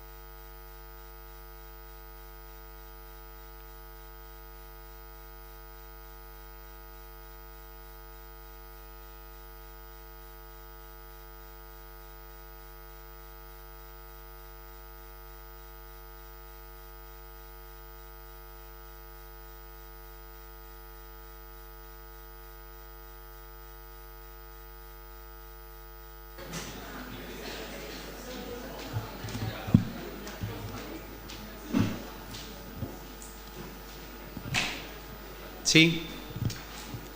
Bueno, pues. Welcome back. We are going to continue with our program for the day. As you all know, we're a bit behind on schedule, but the first roundtable of the day is worth it. Let's try to stick to the time we have. I believe that we have a broad range of very positive experiences from our respective organizations that are all part of the Decid-E Project, and we will hear the intervention of some of these organizations. Poder colaborar en. It is key that we cooperate and exchange experiences among different organizations at European level, and I firmly believe that this roundtable will be a wonderful example of this. Let's move on to the first speaker. Her name is Andrea Mota, and she will be talking about strategic alliances to truly focus on people. Andrea Mota is intervening online from Portugal, from Gaia. It's a pleasure to have you here, Andrea. You have the floor. We are here to listen to your presentation. Thank you. Thank you so much. I will share my screen with you.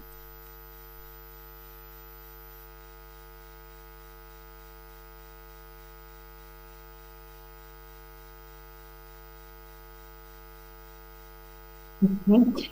Good morning, buenos dias. I would like to start by thanking COCEMFE for inviting CRPG for the Decid-E Project and for this conference. In the next few minutes, I will share with you CRPG's experience in working in partnership with the community in order to implement our holistic approach to vocational rehabilitation. At CRPG, we really believe in the value of strategic alliances. In fact, CRPG itself is the result of a strategic alliance of 3 entities.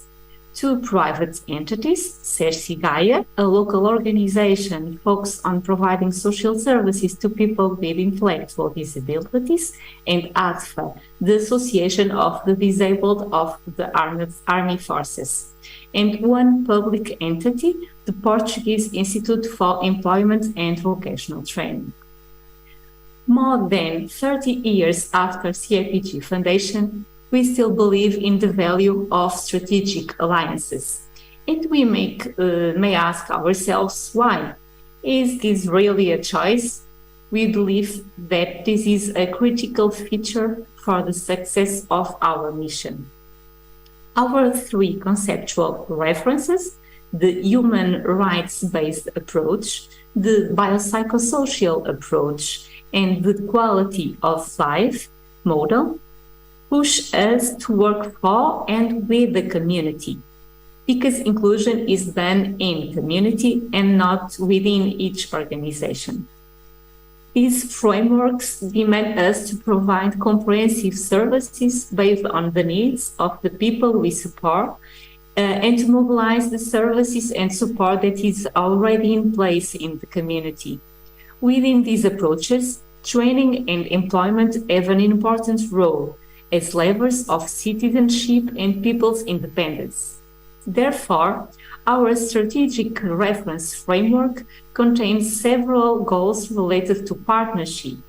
Of the 6 strategic intentions included in our strategy, 2 are totally dedicated to partnerships and alliances. 1 focused on the service provision to clients, and the second one focused on improving the vocational rehabilitation policies and measures.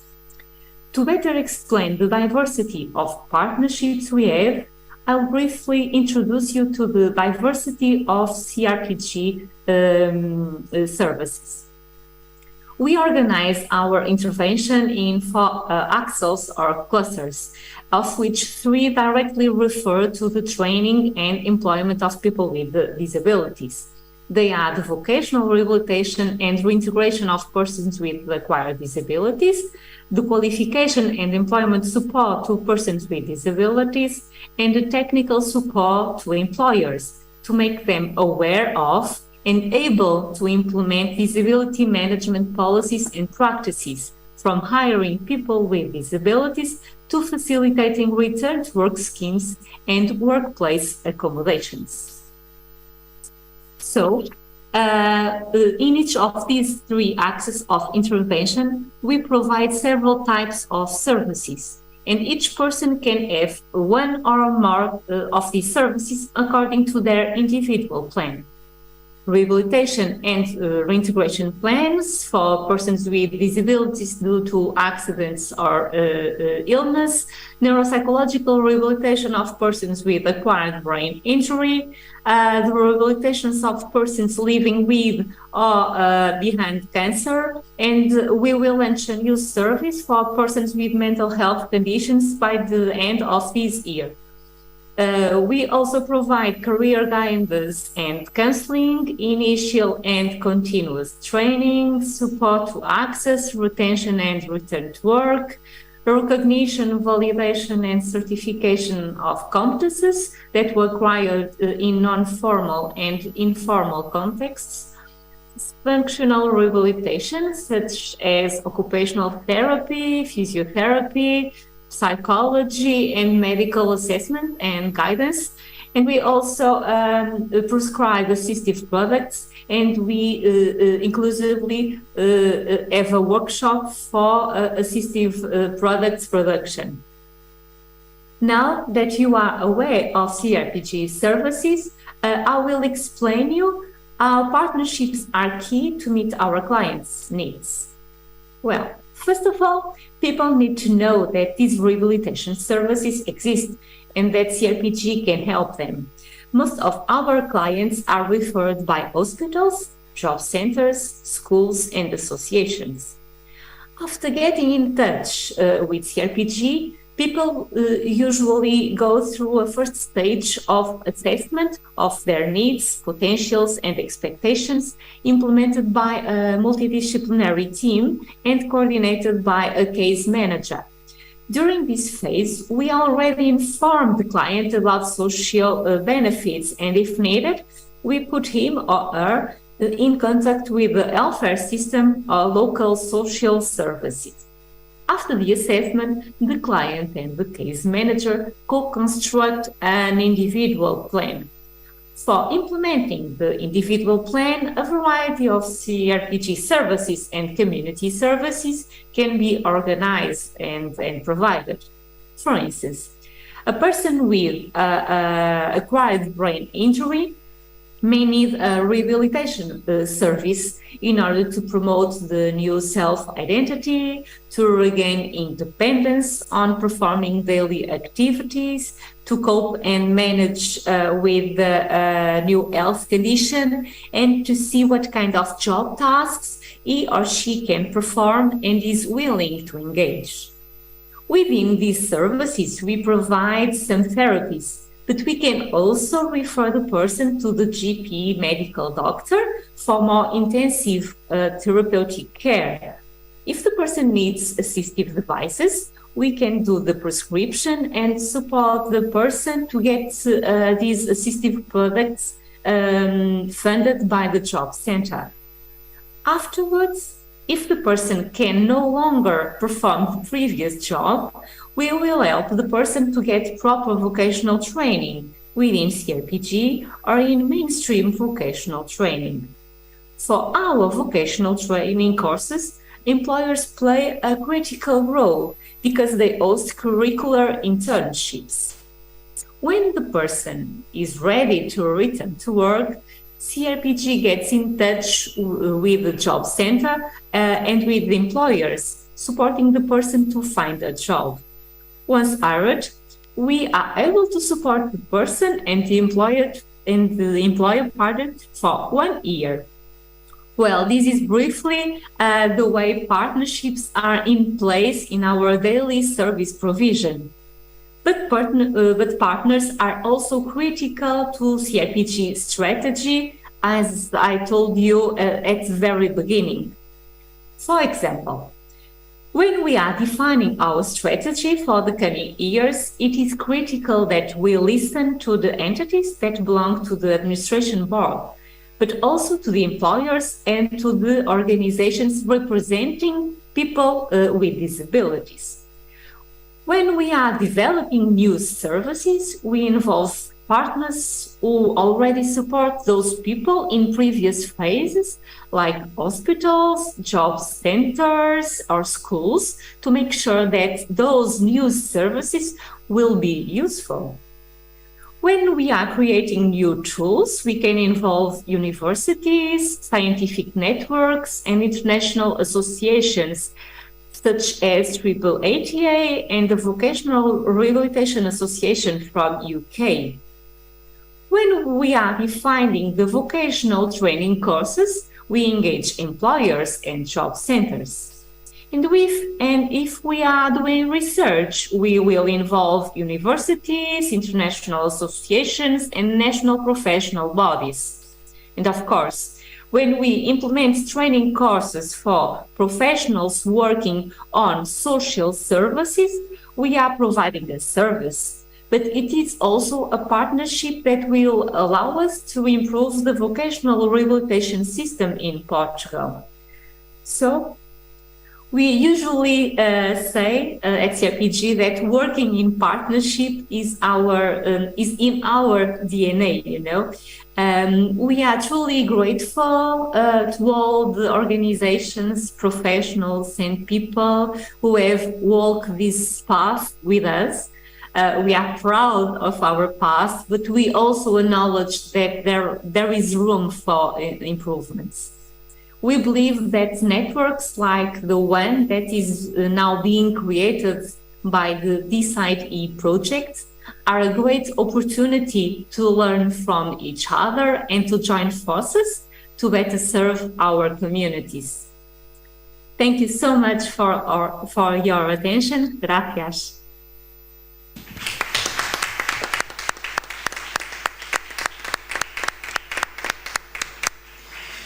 Muchas gracias.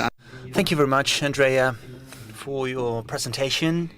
And the truth is that it's great to see how you create these partnerships among all the institutions and stakeholders that are in Portugal. So let's continue with the next point, the next talk that has to do with collaboration nodes with companies, and for that we will have two top-level speakers. One of them is with us on at the table, Mr. Adrian Stewart, who is in charge of employment in Rehab Group from Ireland. I hope that I've pronounced the name correctly. And we'll have Miss Eva Havelkova, who is a manager of EPIC from Slovakia and Czech Republic, and because of the COVID that's still among us, she has not been able to travel, and she will take the floor online. So, Mr. Adrian Stewart has the floor. Thank you. And just like Andrea, I would like to thank COCEMFE for bringing us into this project, which we thought was really worthwhile. My name is Adrian Stewart, and I'm Head of Employability with Rehab Group, and we provide a range of services for both children and adults with a disability, roughly in the region of about 10,000 people every year. We've been in existence since 1957, and our services continue to grow and develop over those years.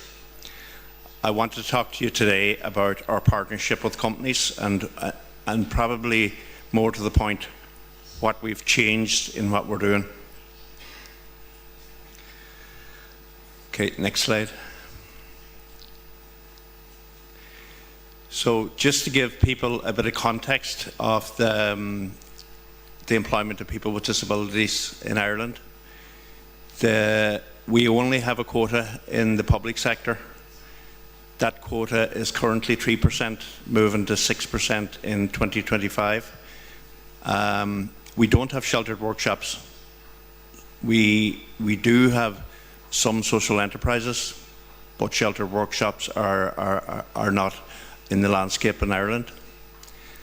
So it's very much a voluntary approach in the private sector, and that voluntary approach includes equality, non-discrimination legislation, various different incentives for both the person with the disability and the employer. We have a supported employment service within Ireland. As I mentioned, we have the social enterprises, but what I want to talk today is about the partnerships with the private companies. If you go to the next slide, please. So our partnerships traditionally has been very localized with small to medium-sized employers. And those employers would inform our training program design at a local level. They would also provide, very similar to CRPG, provide internships for our students. They would also provide work tasting and job trials and indeed job placements for students. And in that network, nationally, we have about 650 employers. But we don't have anything sustainable or bigger than a very transactional type partnership with them. So we've started down the road of developing partnerships at a national level with large organisations, and I'll give you 3 examples of that this morning. We have one formal national partnership. It's a large retailer with 70 local shops. There are local partnerships between the local shops and our local centres, but there's also a national oversight of that partnership. At the moment, that the partnership has developed to the point where there's over 100 people with disabilities employed. They've made a commitment that at least 2 people with a disability would be employed in every store. We also are working with them that people with disabilities would get promoted within the stores. So at the moment we have 2 managers and 1 assistant manager with a disability employed by it. And I think what has helped the company themselves are very committed, but what has helped them is they're getting recognition themselves for the work that they do. So if you go on to the next slide. The second example is quite different. It's a company based in Limerick in Ireland. They produce, they assemble medical devices. So we have a 2-year partnership with them to begin in, and phase 1 of that partnership was to develop a campus to career program. There's a university very close to their site. They employ about 900 people. They took on 4 people with a disability, with fairly significant disabilities, supported by ourselves on a 12-week paid placement across various disciplines. At the end of year 1, we had a 75% success job rate, and at the moment we're looking at another phase that will look at not necessarily for graduates, but for production and general operatives, and we're in the process currently of looking at job design and job carving with a view to rolling those jobs out. The third example I can give you is actually a sector specific. Anybody that's familiar with Ireland might know a Westport, which is on the west coast of Ireland. It's very much a tourist orientated town of around about 10,000 people. We developed a project called Hospitality Inc. with the local hospitality sector within Westport and now beyond Westport. We have a national or a steering group with oversight on that project. That and included in that steering group would be the employers themselves and representatives of some of the training bodies, and obviously also ourselves. And that project includes the identification of the training needs as well as job placement. It's been very successful. The feedback from the employers has been that this is something that they want. They've promoted disability awareness training and equality training to their staff as part of this project. They've found it very beneficial for all of their workforce. Go to the next slide, please. So there's other supports that we provide nationally to employers is we have a 2-hour online inclusive recruitment and training module, and we can give that complimentary to any employer who wishes to get involved. We do job analysis as part of our services, and that helps with an employer who wants to do job carving or job redesign. We're also starting a new project called Transitional Workforce Solutions, whereby people will be employed initially by ourselves in Rehab Group, but actually will work for the company. We found that there was a gap between the employer's expectations and the person with the disability. The employer was afraid to move into this area of employing people with disabilities, and the person with a disability were incapable of getting a job. So this project fills that gap. We estimate at the moment that it's going to be up to 9 months where they'll be paid by Rehab Group, and then they'll move on and work for the employer. And there's many advantages as I've outlined there on the slide. We also give reasonable accommodation advice to employers when they're looking at a recent example is where we were advising an employer around employing somebody who had a visual impairment and looking at their systems and looking at what software might be suitable for it. And we also provide employment incentive advice, the incentives that are available to employers and obviously to employees with disabilities. Okay. Okay. Thank you. Thanks for listening.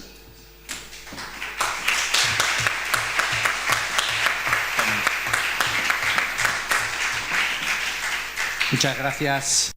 Thank you very much, Adrian, and thanks to both speakers for sticking to time so good, because this allows us to try to catch up. So let's move to the next talk by Eva Havelkova, who is a manager in Slovakia and Czech Republic. She's a manager in EPIC. I think that we have her online. The presentation is ready. So, Eva, the floor is all yours. Go ahead. Thank you. Thank you very much. Let's move to the next talk by Eva Havelkova. First of all, thank you very much for this opportunity to participate in online. Because, as you probably know, I was not able to travel to Spain. I prepared a short presentation on activities of EPIC non-profit, which is Austrian non-profit basis in Queensland, Australia, and we have offices in Slovakia, Czech Republic, and Scotland as for Europe. And our first goal or our mission is to support of employment for people with disabilities and disadvantages. We concentrate first of all on people with disadvantages, but also for youth and people 55 plus. And we found out that new job opportunities also for people with disadvantages are able to find within social economy, which is a new part of economy in Slovakia and also in Czech Republic. And EPIC Slovakia is a member of Association or Alliance for Social Economy in Slovakia. That means that we have direct impact or influence or opportunity to influence legislation and activities related to social economy in Slovakia. And last but not least, we want to influence public policies, legislation, and strategies regarding employment for people with disadvantages. You can ask how we are able to fulfill all these goals. First of all, it is through projects and projects cooperation, especially finance from European Union, because Slovakia and Czech Republic and also Scotland,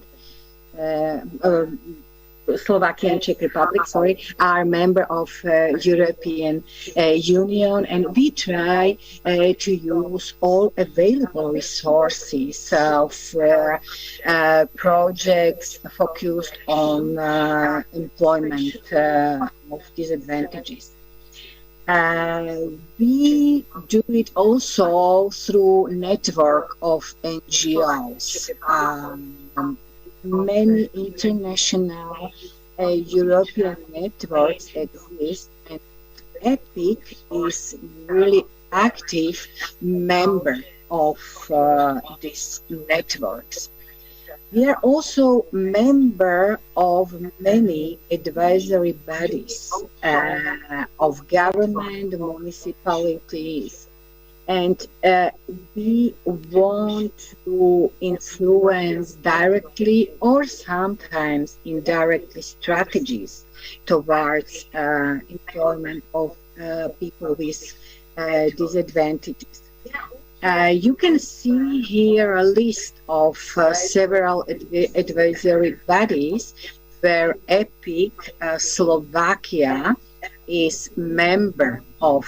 First of all, I would like to underline American Chamber of Commerce and its Business Academy Cooperation Committee, which has been EPIC active member of, and this is platform where really influential and big companies participate or are members, and this is way how we can be so-called in labor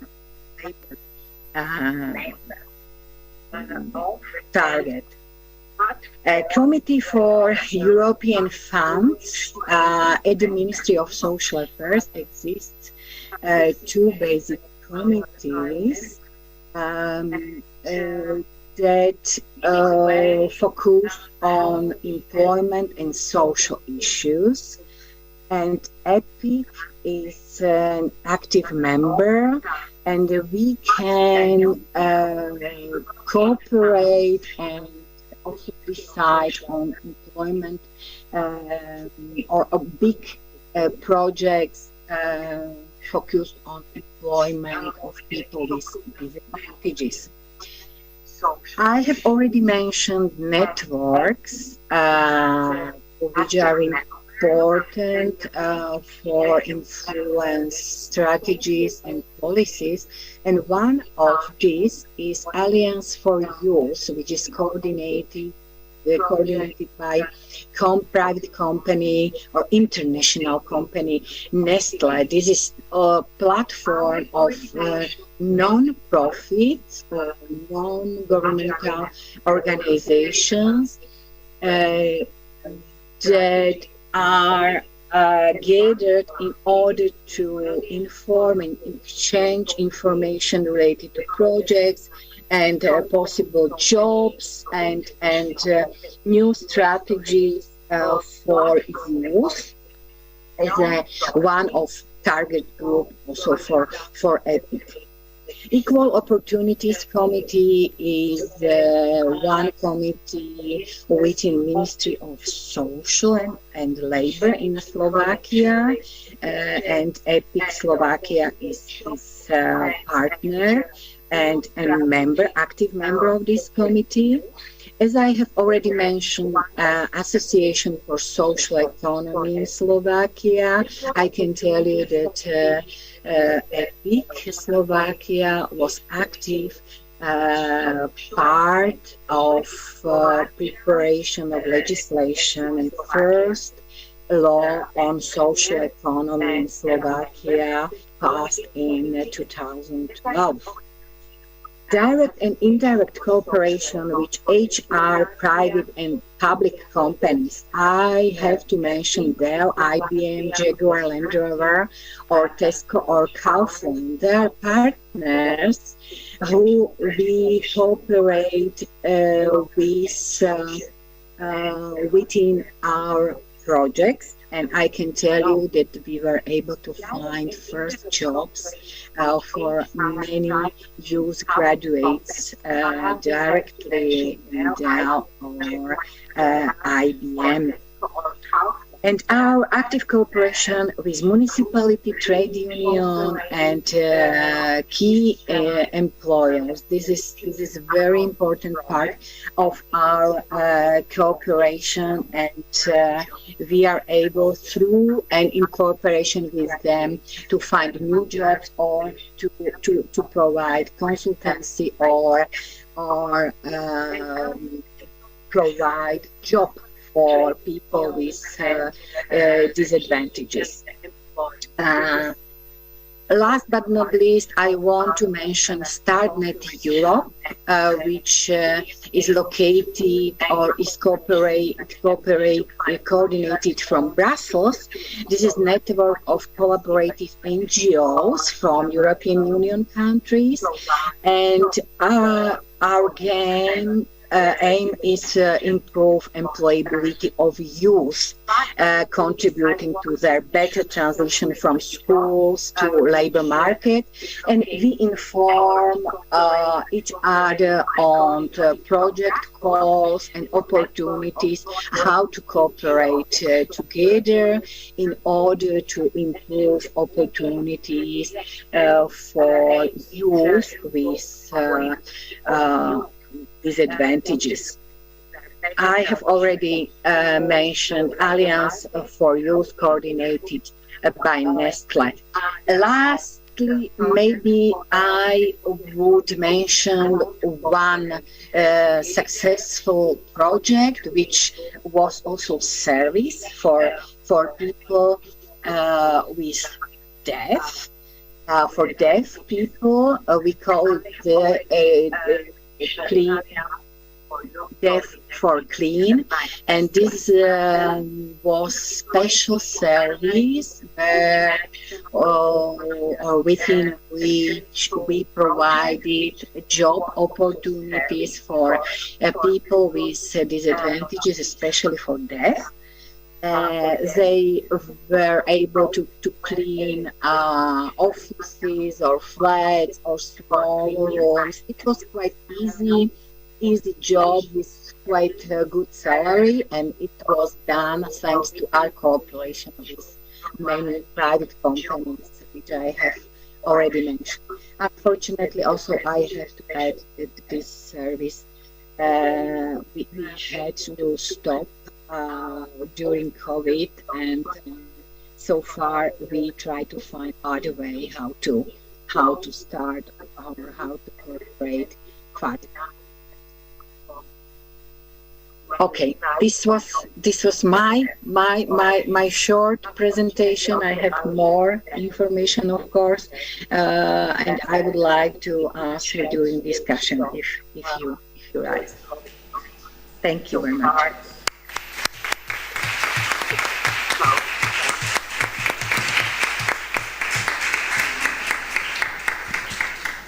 Muchas gracias, Eva.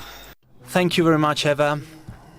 So, second block would be over of this roundtable. The truth is that these are quite interesting experiences. Adrian, especially, well, taking into account, as you were saying, that the environment, the corporate environment in Ireland, the participation and inclusion is totally on a voluntary basis. There's no regulation that forces them to do so. So I understand that the landscape is quite more difficult. I think, well, that 9 months of remuneration in that insertion process, I think that's a very good idea. And in the case of Eva, we would like to highlight the collaboration with the big companies, IBM, Tesco, etc. So let's continue with the next block. And for that, we have the speaker coming from Inserta Madrid, the regional responsible of Inserta Madrid, Carmen Montes, who will try to give us some hints about how tackling training in the changing environment that we have. It's quite a difficult challenge to try that this training is valid in these difficult days that we have to live. So, Carmen, the floor is all yours. So, good morning, everybody. I would like to say thank you for having me, but I would like to say thank you for allowing me to participate in this project. I think that this project has done a very good job. As Raul was saying, we need to stay tuned. We need to be critical. We need to be critical to ourselves. And we've talked, for example, a lot about training. We've talked about how this training, although we all focus on the person, can't be set or can't be planned, can't be conceived without taking into account the business needs, all the needs that this labor world has. Because this drives us crazy, both employers and employees that have many challenges ahead of us, especially among people with disabilities, in order to access the labor world. At Inserta, as an entity of Fundación 11, we are working to generate employment opportunities for people with disabilities. And we always put that focus on people and on their capacities, but also on those talents that can be built, and training is for that. I just want you to reflect on that. As it has been said, some of the keys in this current labor market need to be taken into account, but we have to think about the near future. We're not speaking in 5-10 years' time. Maybe we are speaking in the next 6 months. We know that automation will destroy many job positions. We know that sectors where we work or we insert people with disability in employment, like, for example, administration positions, the less qualified employments will disappear or they will transform. But we know that this labor market, thanks to technology, will offer many opportunities that entities need to be able to take advantage of, so that people with disabilities are not set behind. And the key in Inserta, and I think that in the other entities that we share this project with, is to be very close to companies. As Adrian was saying before, we need to know their needs, we need to know what they want, but not only that, we need to get them involved in the training processes since the beginning, since the very beginning on when they are designing the training activities, for example, when we are training professionals for a specific career or job position, but also in the ones that are aimed at improving personal skills, that soft skills that we tackle a lot, but sometimes we don't know how to link them with the world of business, because this involves linking soft skills of every person with disability with the values of the company. So last year, Inserta closed the year with 15,580 people trained. The important thing is not the number of trained people, but the point that we have 15, almost 16 more professionals with disabilities that are ready to access the labor world.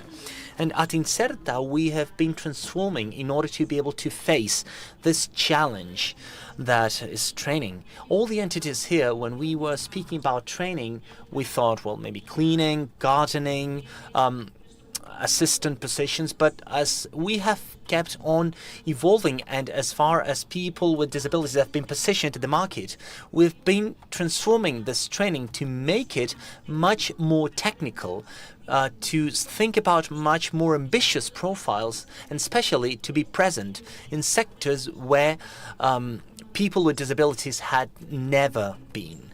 So I would like to share with you some of the projects that are relevant for us and that I think that have paved the way for this change of cycle, both in training people with disabilities, but also in how to access the labor world. We do not think of training as a rigid, long process with standard contents. To think of learning processes that need to be more experiential, that need to go hand in hand with the company, and that need to be adapted to every person's needs, every person with disabilities needs. So we need to think of every person that is being trained with us. We are working in skills training with standard workshops that all the entities here, I'm sure you have. These workshops where we train people to look for a job, to how to face an interview. That is not always easy, because to look for a job means to fail many times. And you need to work on these skills to have a good CV, but also to face many no's from a company. And also, when you finish training, when you finish your training, maybe you don't find a job. Or for example, you are working and 3 months later, that job is over. You need to recycle yourself. You need to start again. These workshops help people with disabilities be more brave in order to face this job-seeking process. But we don't only have this workshop format. The COVID taught us that we can work with that one-to-one structure. We set a methodology to develop our own skills through intervention with people in this one-to-one. That also meant the conversion of our professionals in order to make things differently. The technology training is playing a more important role for us. Many people here, I guess that you know our top-level program, that is Por Talento Digital, that is a continuous training program where we train both to reduce that digital gap. We train everybody in basic digital skills, but we also train in the most demanded technology profiles. We have training in cybersecurity, programming, web development, robotics, digital development for fashion, because we have other careers that apparently are not technological, but technology plays a key role here too. And we are also qualifying people from a technology point of view, and we also have short micro training, so to speak, to explore digital vocations, because sometimes people, generally speaking, and people with disabilities in particular, don't think that technology could be something that fits with us. We are scared of it, and that's very important for young people, but also for people that get a disability and they need to reinvent themselves. So these micro trainings could help them identify a new work opportunity and a new vocation.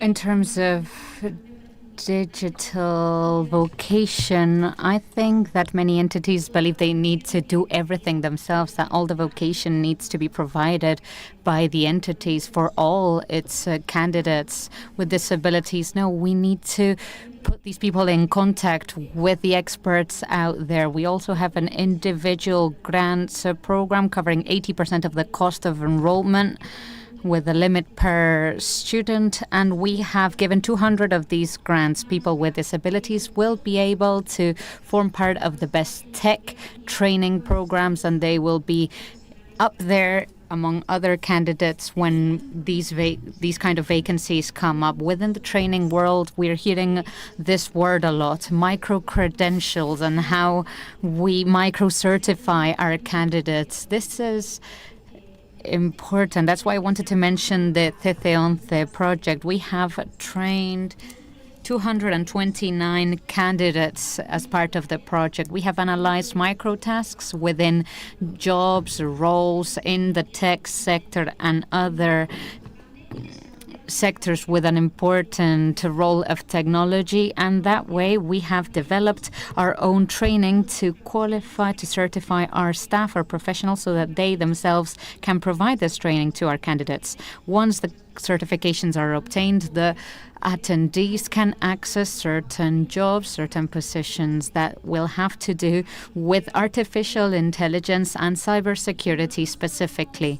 Since we cannot forget about women, women face a little bit more challenges, and that's why in order to access employment, there's an infrarepresentation in the tech world too.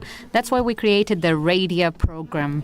It's about training women with disabilities in the tech sector, starting from scratch. They don't need to have any previous tech skills. They have other types of expertise, high qualifications, but technologically they start from scratch. We provide them with an assessment, then we specialize them, and then we contact companies. All of these women have the chance to live a traineeship or an experience in a sector that is going to be fundamental when they later want to join the labor market. It's not all about technology. We have other projects, yes, related to technology, but not specifically for the tech sector. We have, for instance, launched a project at the end of last year. I would like to mention the training project called Tandem. It mixes training with work experiences. The age group is from 18 to 29 years old. We have 2 tandem projects, one of them to train digital tutors. What we give them is the training of professionals that work in institutions for the employment of people with disabilities, promising that they will be trained in the digital aspect, but creating a more comprehensive profile for them, because they will be able to work from guidance to employment, but they will be able to participate in the implementation and design of all actions. So there are many young people that are well prepared, well trained. I want to spread the word. Please come to us if you need these kinds of professionals, these kinds of young people that are so enthusiastic, so excited to work. And we also support professionals that can help these young people in the day-to-day basis. Sometimes we are overwhelmed by the volume of people that we're working with, and this doesn't allow us to focus on their individual needs. The other tandem project is about tech, because it allows people with this intellectual disabilities to work in a sector where maybe if technology wasn't used as part of accommodation and to create new opportunities, they might not be able to be there. It's called the Green Algorithm Tandem. That's the name of the project. We are training people with this intellectual disabilities that are young so that they can work on the recovery of electronic devices.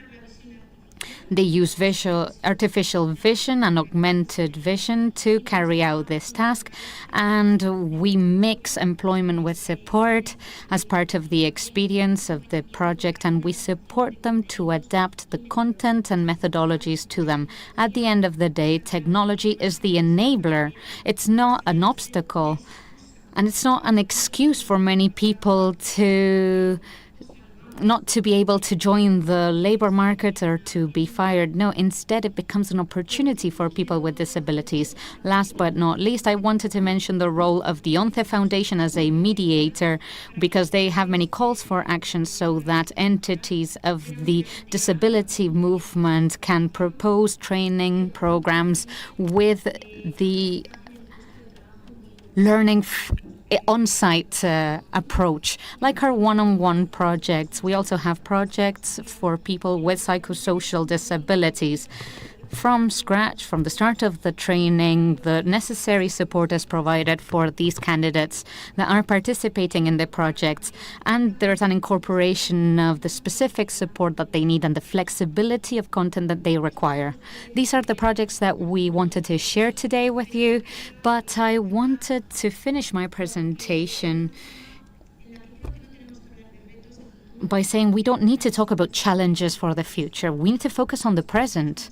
We think about tomorrow too much, and we sometimes neglect our present. As we were saying, this is the European Year of Skills. Let's leverage this so that we can do some introspection, look inside, share with others. Sometimes we're very scared to share with others, to exchange ideas. But let's keep creating projects together, some of which are already under construction, so to speak. And let's keep fighting so that people with disabilities are at the front line and at the forefront of different sectors. Thank you.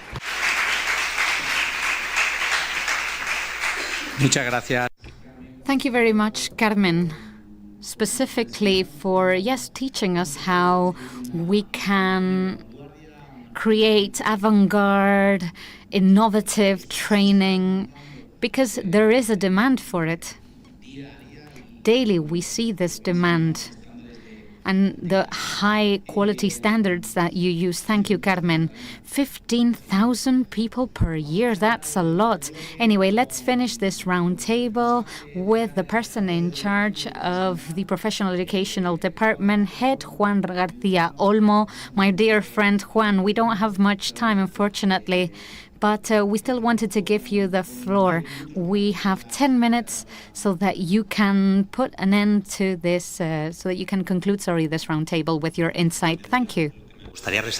I would like to start by highlighting that this session is an example of a good practice. I mean, the Decid-E Project is created as a network. As Raúl was saying before, networks are very important. As part of the project, we have used all the means at our disposal to boost and enhance cooperative work. We have visited the countries we wanted to learn from.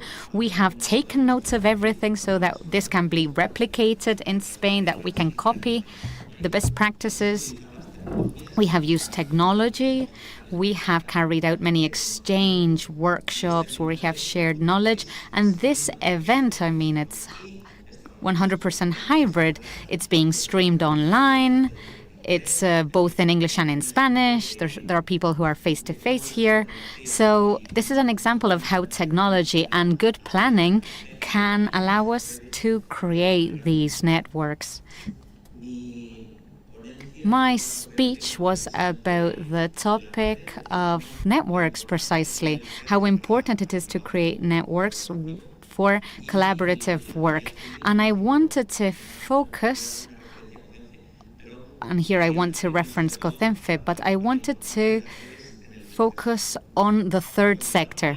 When we talk about the tertiary or third sector, it's very important to understand what is behind the third sector. Well, associations, which are very diverse in nature, many organizations, people in movement, very diverse social groups. There's a huge group of stakeholders that is ever changing behind the third sector, fighting every day to create a fairer and more inclusive society that leaves no one behind. We work to build in a collaborative manner these alternatives that want to be innovative and provide answers to the needs that people face.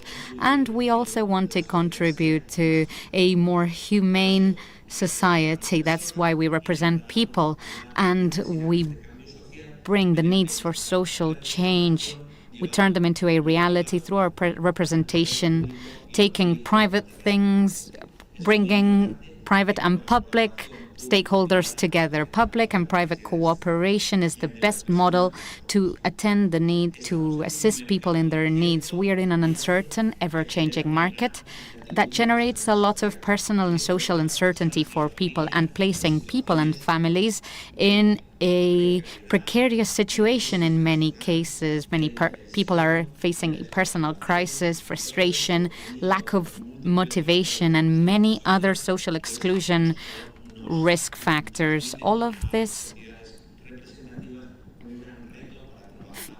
entail a huge challenge for our institutions. Financial inclusion and employment are two of the main mechanisms for social inclusion, participation, and family and individual autonomy, as well as financial autonomy and self-reliance.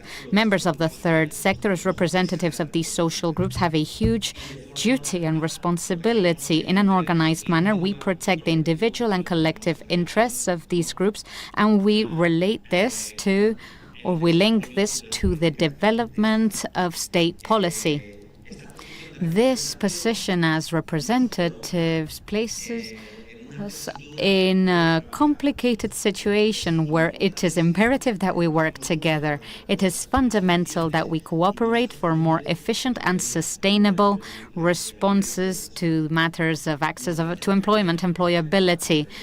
Our closeness to different stakeholders allow us to provide services that are more focused on people for their personal self-reliance, for people to feel empowered, to take free decisions, well-informed decisions.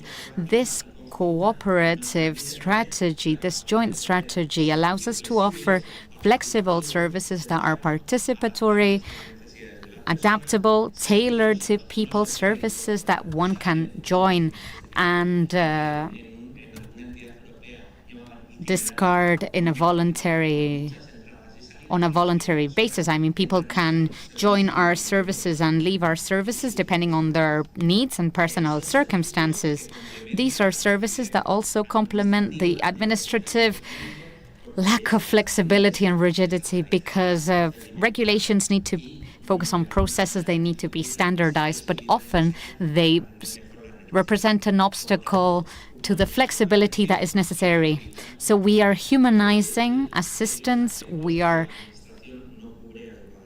covering or making up for what the administrations can't do with their rigid regulations. And we also tailor itineraries to people. It's about having a comprehensive view of our users. We think about all their needs and all the aspects of their lives, and we do this from one perspective, the rights-based social model.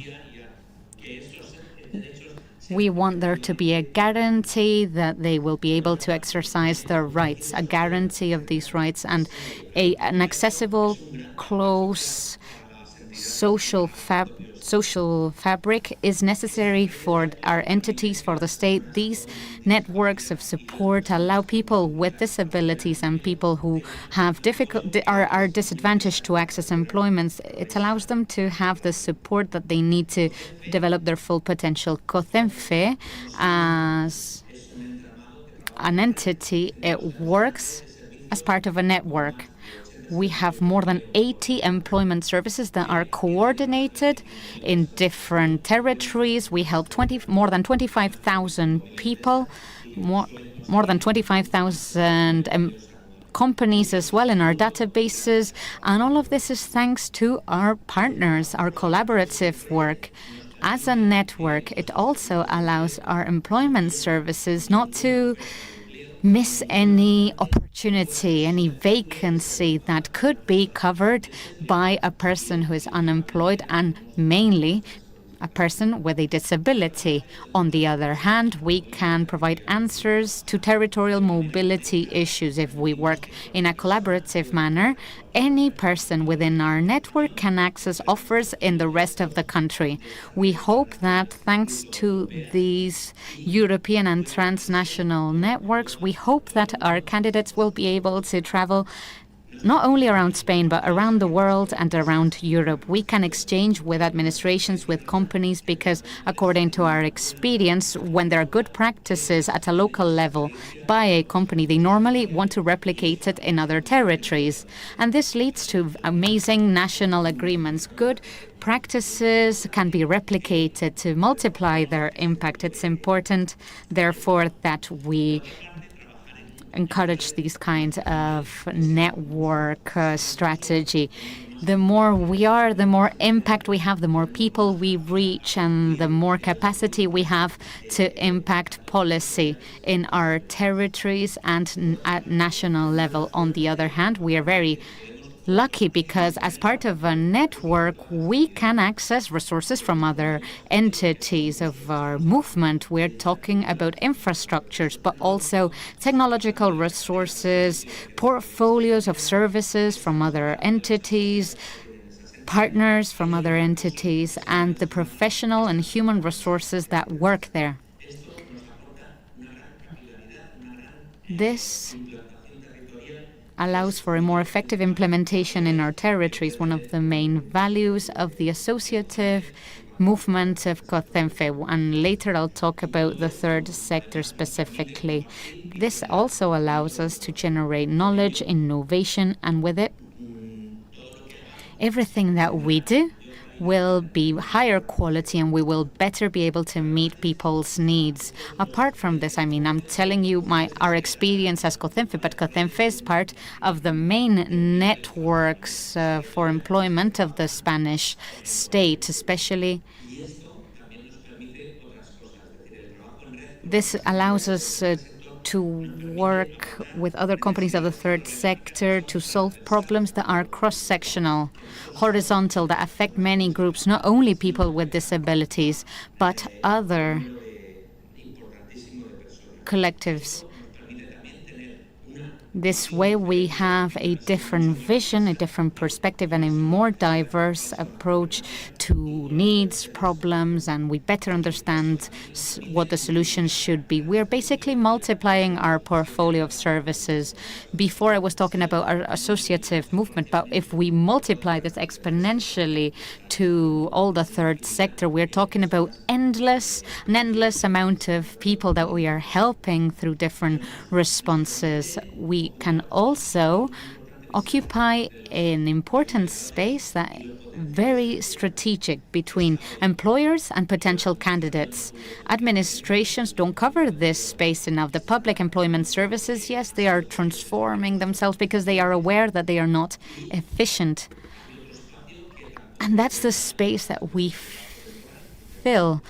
Temporary employment entities don't find it profitable to cover this space either. We also play a fundamental role when it comes to raising awareness. All employment-related networks go to capitals of our provinces, and there you can find very few companies that have never heard about how difficult it is for people with disabilities to access employment. They've heard about the management of diversity, the importance of no discrimination. We have spread many messages at local level. There are so many entities, so many programs as part of our network. We have created a climate to raise awareness among employers. We feel this a lot inside our website, inside our network. More and more companies are the ones getting in touch with us,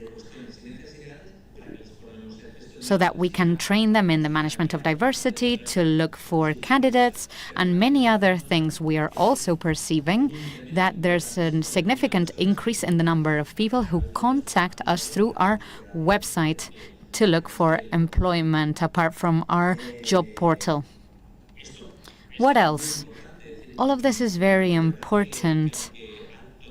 Yes, there are many companies, especially in big cities, that might not have heard from us, but I would say that most companies have at least heard our discourse, this discourse of inclusion, of diversity, and we have taken a step further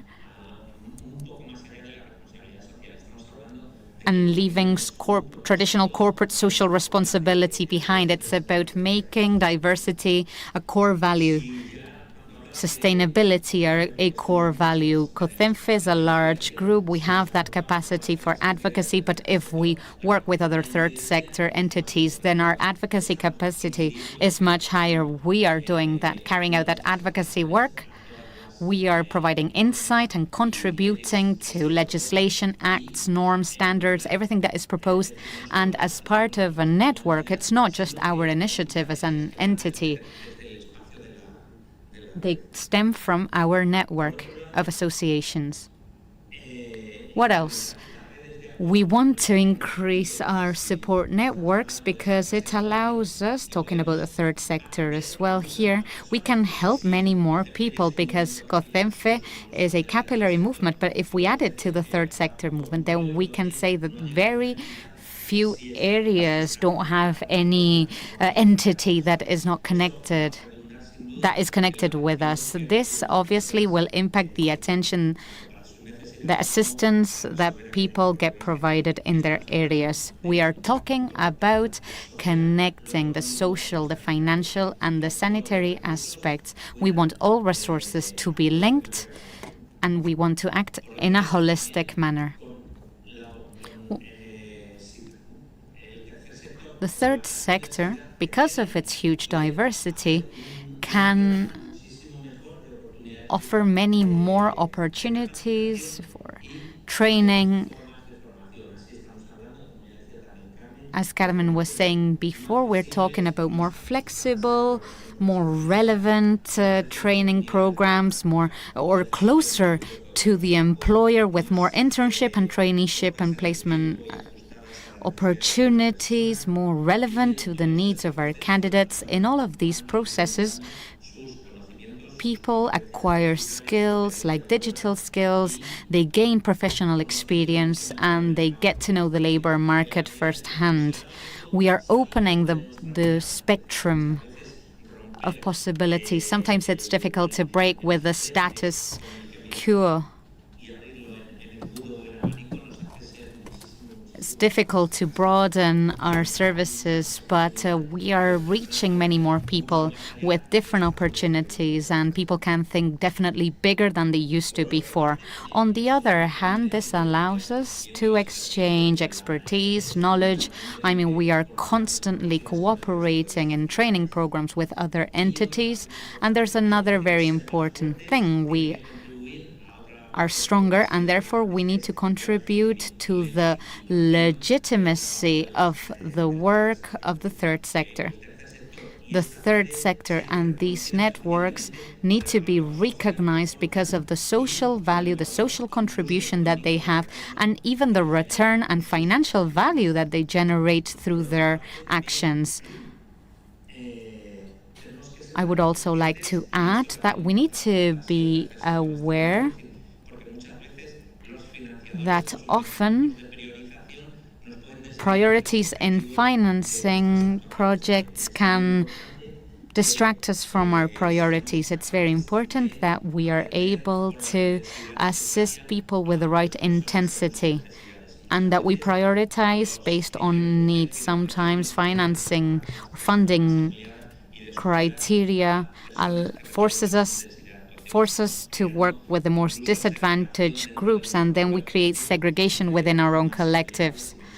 We separate people between the most employable and the least employable. Now we need to be more efficient, and we need to have more impact and be more ambitious with our targets to reach all groups. It's important that we mention that all of this contributes to a more systemic planning in our communities. We want communities that are resilient to exclusion, resilient to poverty, and employment is always one of the best mechanisms to prevent poverty and social exclusion. If we work together at the local level and making the most and leveraging national resources, we will therefore definitely be stronger, and we will be able to better meet the needs of our candidates. Thank you very much. Muchas gracias, Juan, por tu... Thank you very much, Juan, and thank you for highlighting the value of collaborative work in the third sector framework. towards the inclusion of people with disabilities. We're running out of time. If you have any questions that you would like our speakers to answer, wait for lunch. How much time do we have? Are we on time? I don't think we have time for more interventions. I think we're running out of time. So please, if you have any questions, approach our speakers. Not the ones joining us online, obviously, but those of us who are here will be more than happy to answer any questions you may have. Thank you very much. Let's continue with the final presentations.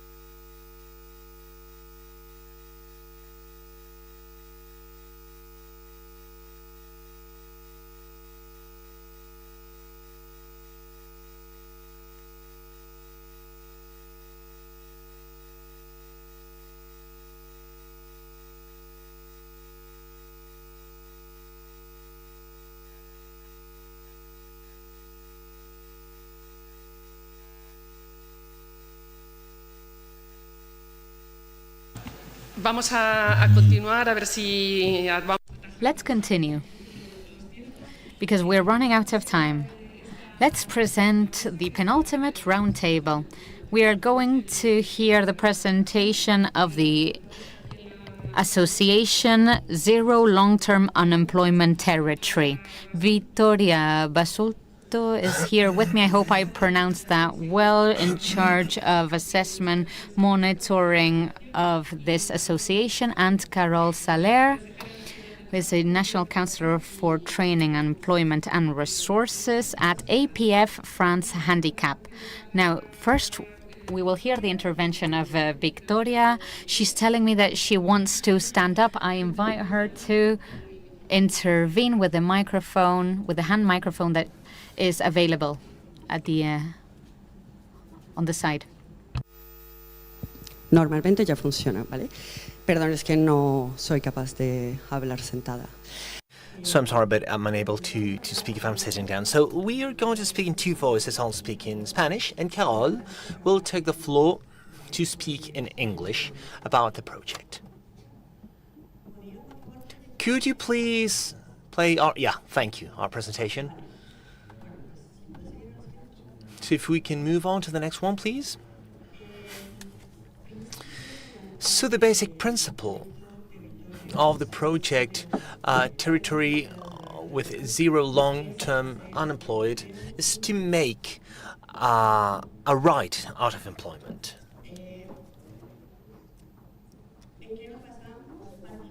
So we are based on the fact that on the French Constitution we have the fact that everybody has the right to work and the right of having an unemployment.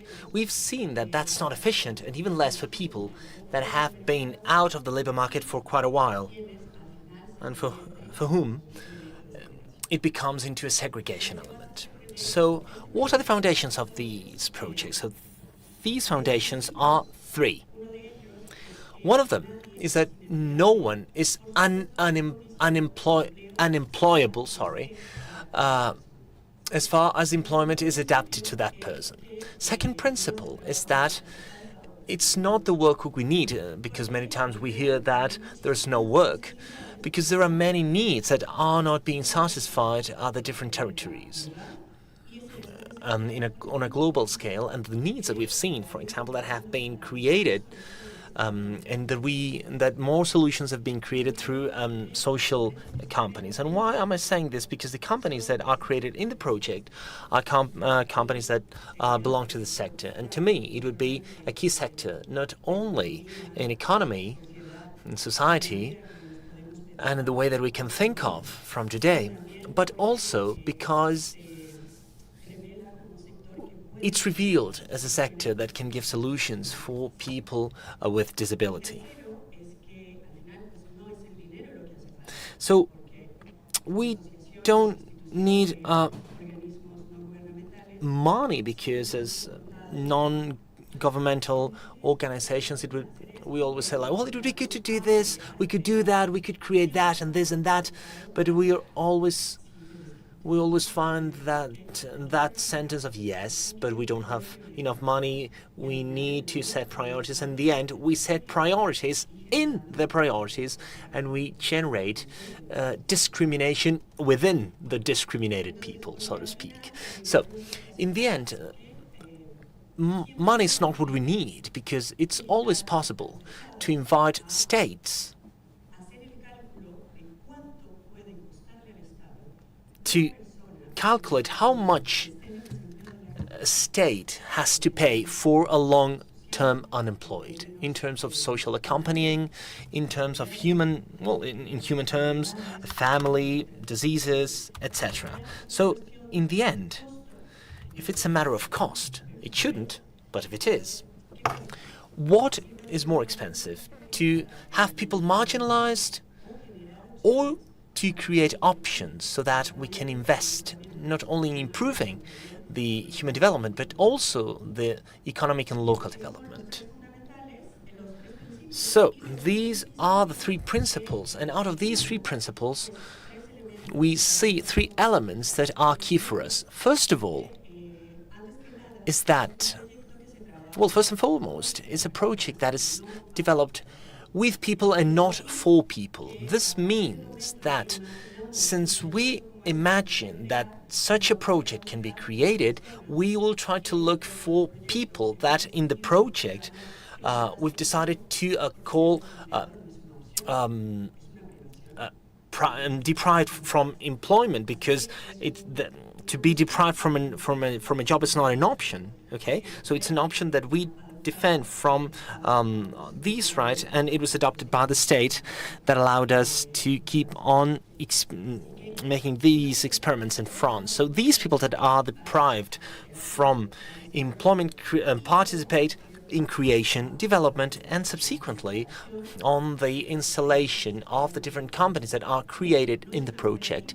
It's not a cooperative, it's not who's going to create the work and we will meet together. No, we need to create a common project that is able to solve, or rather to propose, answers to the needs at a territory, to see what we need, to see how we can solve it, and from that point on, to see how we can create economic activities that allow us to take into account our skills and our wishes. We don't have selection in the project. It's on a voluntary basis, so we don't have a survey where the person is told, hey, so what's your CV, what's your personal experience, what's your background, what have you done, etc. There are three questions that are key but that are not simple, that try to ask the person what this person wants to do. I don't know if he would be able to say what we want to do in our life. What we know for sure is what we don't want to do. So that's the second question. What they don't want to do and what are they willing to learn? Because if there are many things that we want to learn, but we can't access them, so why not? Should we get started by that? And to give value, give credit to all the experience that we have, because to be unemployed is an employment too. To learn how systems work in order to fill up the form to go to the administration, these are skills. Patience, accuracy, perseverance. I mean, these are skills that can be considered if I want to do something else tomorrow. So, another example that we have is accuracy. Sorry for that. Well, she used a similar word than the one that you use in French. But the point is, at the territory where I'm going to launch the project, I need to be sure that as far as I want to give them access to a right, I need to be sure that everybody knows that we are doing our best for this right to be effective. And we need to be sure that people that are far from institutions, from the needs, and that they don't have their needs covered, we need to be sure that they know that they have this possibility and they are able to volunteer to the project. The third one that is important too is to create supplementary employment. Why am I putting it in bold? Because it's not through subsidized employment via the states. So just the opposite. These companies have been created via subsidies, so we can't have any kind of competition with the local economic system. It would be unloyal. So what we're seeking for is that, well, I'm a territory, I want to implement my project, but I'm not alone in this territory. There are companies from classic economy, companies from solidarity economy, from sheltered sector, and there's a person that is looking for a job. So if in the end, after making the analysis with that person, we realize that these tools at a local level don't work, in that case, we will propose this person the tool that is proposed by the project, that are the companies with employment goals. And these people will be employed in these companies. What I mean by this is that, it's not another device, it's not another project. It is a project that proposes a supplementary tool where it is needed. And that's the goal that we have. It should not become into a downstream device, but it should always be a solution that emerges through a local diagnosis. Pues sí. Perdón, es que la modernidad es... Yeah, sorry, this is too modern for me. So, these are bullet points that I have already talked about. So what do you want to do? What are you good at, and what are you willing to learn? And this process of skills development, of identifying people, the project, etc. The project welcomes people that are unemployed, long-term unemployed, minimum 1 year. The average of people that have been employed in the project is more than 5 years.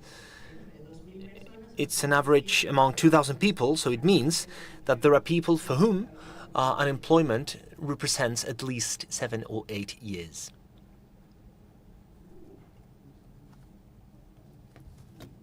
And how does it work? So it's obvious that I'm not good at technology, and it's not the skill that I will use to work.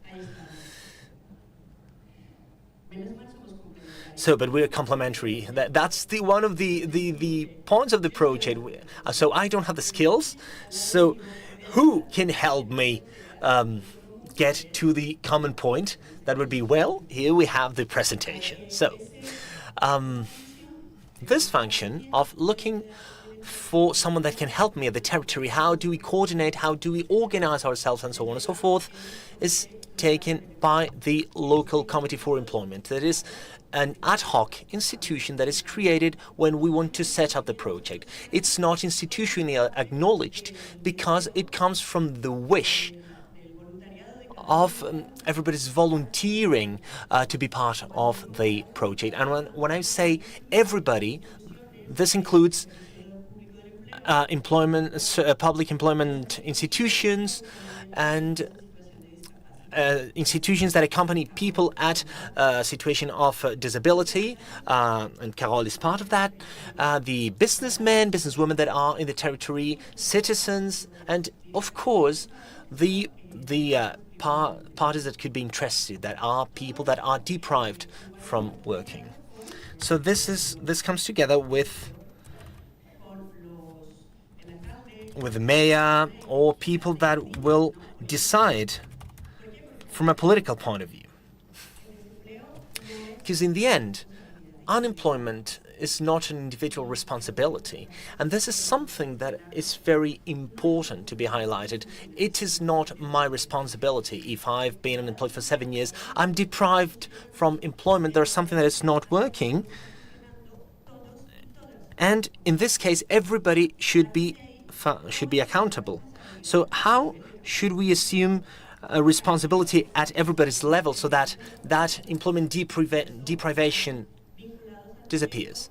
So this is why we have institutions at local, department, regional and state level.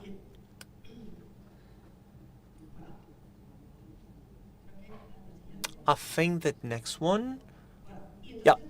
So I'm going to give the floor to Carole right now. I would like to go back to what we were saying before. The project, since 2016, that started to work, has created more than 2,000 employments in France. There are 57 territories that have been enabled until yesterday. That was the last one that was enabled. And within these 57 territories, we've created 63 companies with employment goals. So with this volume of more than 2,000 people, you have quite an important volume that corresponds to more than 300 people in situation of disability with different kinds of disabilities. So when we start to see that in the project, it was like, wow, what's going on? And why do we have so many people? And it's not because it's bad. It's because we don't know what to do with this, because maybe we don't have the skills, the knowledge to be able to accompany them. So from there on, it was like, who are competent enough to accompany us, to guide us, and to allow us to create inclusive companies that are adapted to the people. One of the principles of the project is to create adapted employment that is adapted to the needs, to physical, physiological, and family needs of each subject that is employed under the umbrella of this project, and according to a specific time. This means that, for example, I can only work 20 hours. So it doesn't matter, you work for 20 hours. And the advantage is that this work will always be in the legal framework of the indefinite contract. So in this sense, we tried to talk to the ones that know this, that know about this. That is, well, it's the APF France Handicap that is represented by Carole, and HFIP. That is the association that deals with accompanying companies and people in the private sector. It's the fund that collects money that companies need to pay for the volume of people in a situation of being unemployed and with disabilities, and it creates innovation and development projects in terms of disability. So we saw that there are two dimensions where we needed support. One of them was at national scale. So with two associations that we are dealing with the project, the blue one that you can see there, and the Expérimentation Territoriale contre le chômage de longue durée, that is the one that deals with territorial issues. So we said, okay, so we need a national guide to be able to organize ourselves, but we are not creating companies every day in the territories, so we need some kind of territorial support at regional level and at the level of each municipality, so that they are there and they are able to give better advice to the stakeholders. And so, Carole, you have the floor.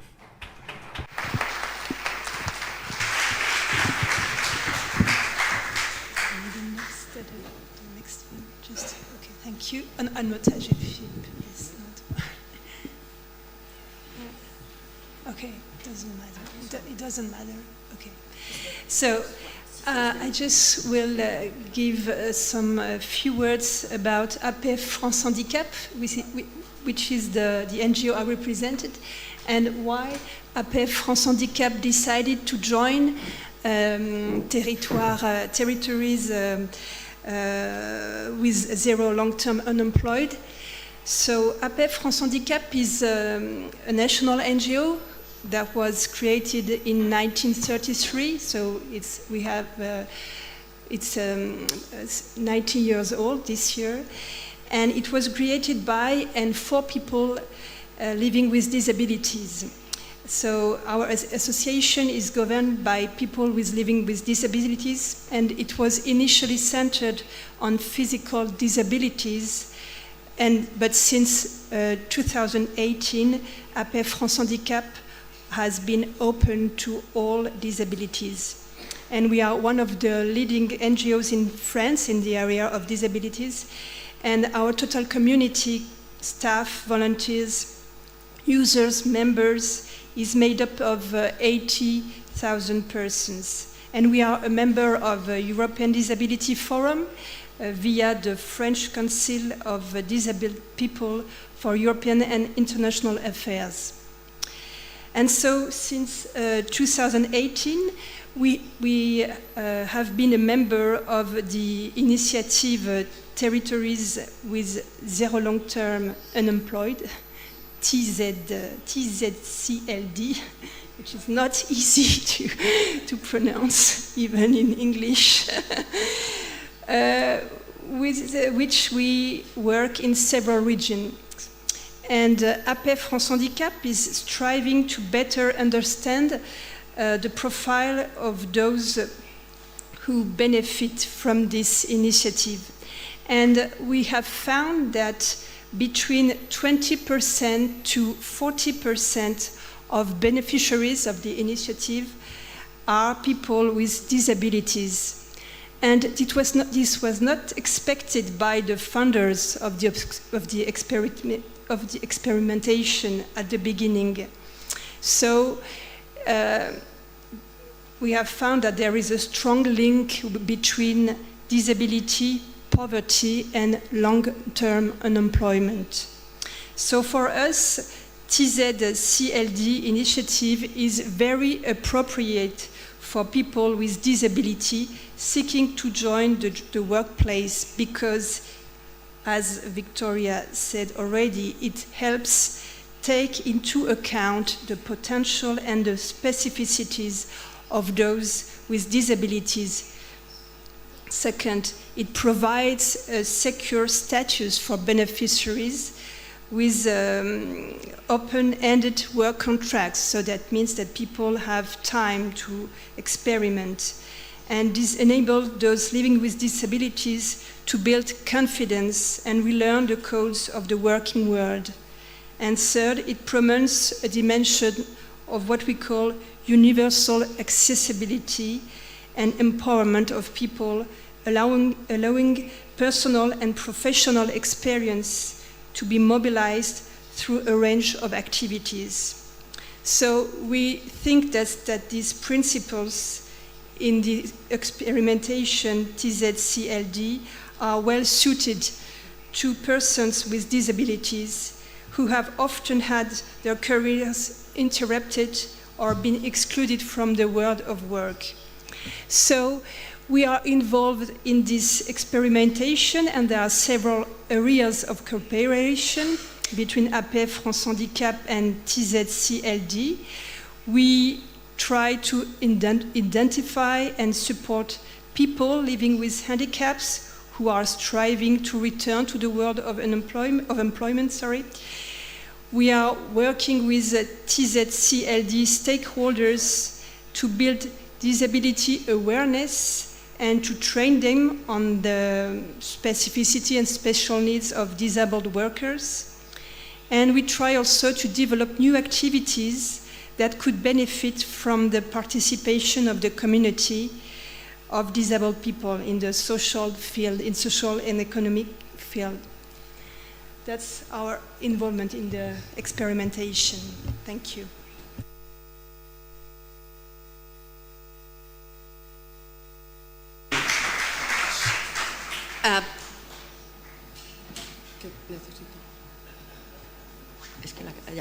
Gracias. Es que yo creo que se cansaron y me estaban anulando la última. Bueno, a bajar, a bajar.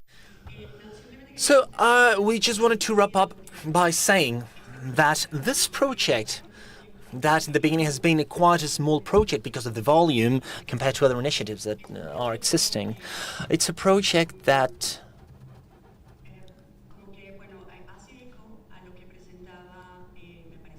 shows what Raul or Ivan was presenting a while ago about this idea of creating ecosystems. So let's work together. Let's see how we can create things. So this innovation that we don't know whether it will be an experimentation or it will move to something else. We will know this quite soon because experimentation will be over in 2026. It's 2023, so yeah, in 3 years' time.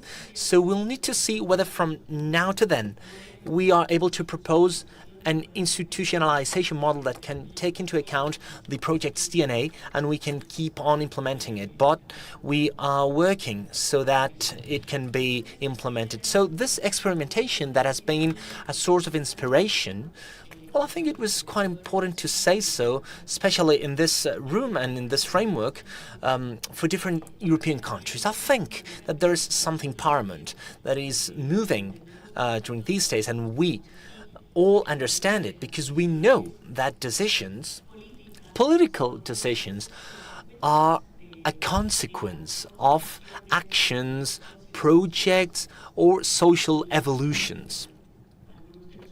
And some of the project members that I was talking to yesterday said, we are participating into the transformation of this logic of employment, and we are stakeholders of that change, and I'm sure of that. And from that on, this source of inspiration has made that there are many countries in Europe that are saying we can't continue with this situation and with this diagnosis of long-term unemployment, exclusion, etc. And different initiatives have been emerging of, for example, what's called the job guarantee in some fields and right to employment. This is what we are trying to mobilize. And in the end, we said, hey, what if we all come together? Maybe we can see this differently, but we need to mobilize ourselves. So this mobilization has created an experimentation that was close to ours that started in 2 neighborhoods in Rome. There are 17 approaches that have been inspired by our methodology that started to work in Belgium, for example, at the Wallon part. And there's one project that is very beautiful, and I encourage you to discover it, that is quite similar, and it is inspired on our project, and it's a project that is in Austria that will be over in a while, and it's developed in the city of Marienthal. And by the way, we have the possibility of working with Finland so that they start to develop the project there. So how do we start to mobilize all this? There's a need from the political side to assume all this.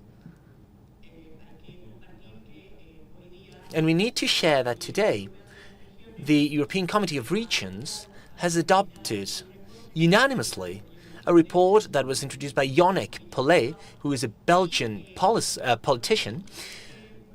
And the goal of that report was to create at European level some kind of fund, as it was done with funds for young people, in a similar way to create initiatives for employment guarantees, to have this supporting funding that we need to move on. And I would finish by saying that it's not only a European concern, but a global concern. And Olivier Deschutes, who is the special rapporteur of the United Nations for Human Rights, will present a report where the guaranteed employment is called the job guarantee or the right for employment. So anyway, it is guaranteed and it can be an instrument against poverty. So thank you. Pues nada, muchísimas gracias, Carol. So thank you very much, Carol. Thank you very much, Victoria, for presenting this interesting experience, collaborative experience, as we were saying before. Juan was speaking about that at his presentation, how important it is to collaborate among different entities with these public-private partnerships with the third sector, etc. And I think that this is a great example of how successful partnerships could be. Thank you very much to both of you.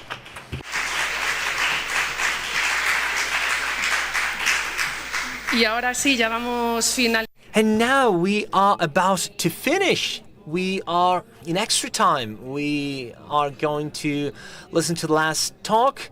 So I'll ask Carmen Leon to join me on stage. And by the way, she's changing the names so that we can see her name there. She's going to present the Decid-E Project, development of networks for transnational cooperation for labor inclusion of people with disability. So Carmen, that's the mantra. We don't have time, so do your best. So thank you very much for coming along. And thank you to everybody that is online.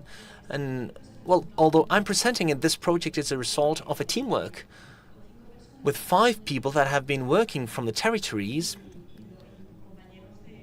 and different colleagues from the central offices of COCEMFE. By the way, I would like to say thank you to the colleagues of Inserta Empleo, with whom we have shared and reflected a lot. And without further ado, I'm going to get started because we don't have much time. So Decid-E Project is a co-funded project by the European Social Fund and Fundación 11 that we started to implement from COCEMFE in August 2022, and we will conclude in September of this year. So the project started with the ambition of innovating our practices and to expand our action horizons, and this is why it was set as a look towards the inside and the outside of our organization. During the first stage of knowledge, we saw the practices that we have in 4 territories in COCEMFE, where this project is being implemented: Galicia, Castilla-La Mancha, Aragon, and Extremadura. For that, we created working groups with companies, users, and technical teams. This gave us an accurate point of view of how we accompany on a daily basis and how we project ourselves. Besides, we studied methodologies from other Spanish associations that work for labor inclusion in order to compare the inclusion practices for disabilities and other vulnerable groups of people. So after collecting all this, we got together to work with Inserta Empleo, that is the other great stakeholder of disability inclusion in Spain, with the goal of understanding very deeply our similarities, differences, and the common challenges that we were facing. So once we had placed ourselves, we looked to the outside. We started to think on a national scale and as COCEMFE, and we started to look outside. We went to foreign entities that are the ones that have talked today, and we proposed them about making online exchanges to learn one from each other and to create European networks with the same challenge. And they accepted this, is why they are here today. So thank you. And in parallel to these online sessions, we visited together with Inserta Empleo, the project, the TZCLD in France, and the Gaia project in Portugal.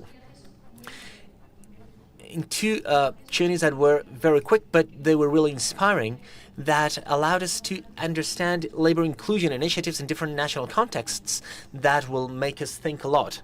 So in September, by the way, you'll be able to access the final document that will be published on the website, and you'll be able to access via the QR code that you have on the brochure. Despite the fact that we couldn't get into as much depth as we wanted to, because there's a lot of material, we have managed to collect the specificities of the different organizations, elements that made us question the reasons why Spain and COCEMFE do things the way we do, and where we want to go from here. In other words, the study of other ecosystems and different ways of acting and thinking has allowed us to look at our national context, to distance ourselves from it, and understand our situation from a more global perspective, enriching our internal one. So let's go through the conclusions of the Decid-E project, which is what interests us most. The specific good practices will be detailed in the outcome document. So today I will just summarize them around the 4 axes that we have seen represented by the presentations of the European colleagues. Generally speaking, we can underline the effectiveness of strategic alliances with different stakeholders, as most organizations were saying, like Andrea from CRPG, Carol from APF, France Handicap. They were exemplifying how alliances are institutionalized and coordinated to put their broad knowledge and resources at the service of people so that they receive comprehensive care that integrates employment and social services in a broad sense. What is referred to as a single window in European policy. It means support in social matters, but also financial matters, labor matters. We have seen that satisfying the inclusion of these people necessarily requires involving coordinating different services and enhancing access to them. Coordination as opposed to cooperation represents a better fit and requires the coherence that is typical of a system having a common strategy where all stakeholders are co-responsible for the result of the support provided and in which each one offers complementary resources and services.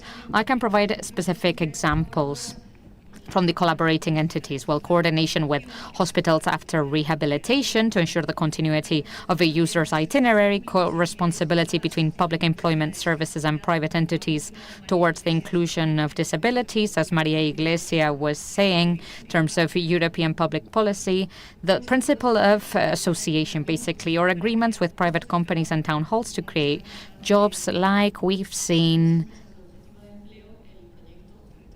in the Territoire Zéro Chômage project. The second axis is the involvement and participation of companies in the whole inclusion itinerary to develop more effective itineraries on the one hand and richer and more realistic and informed itineraries on the other.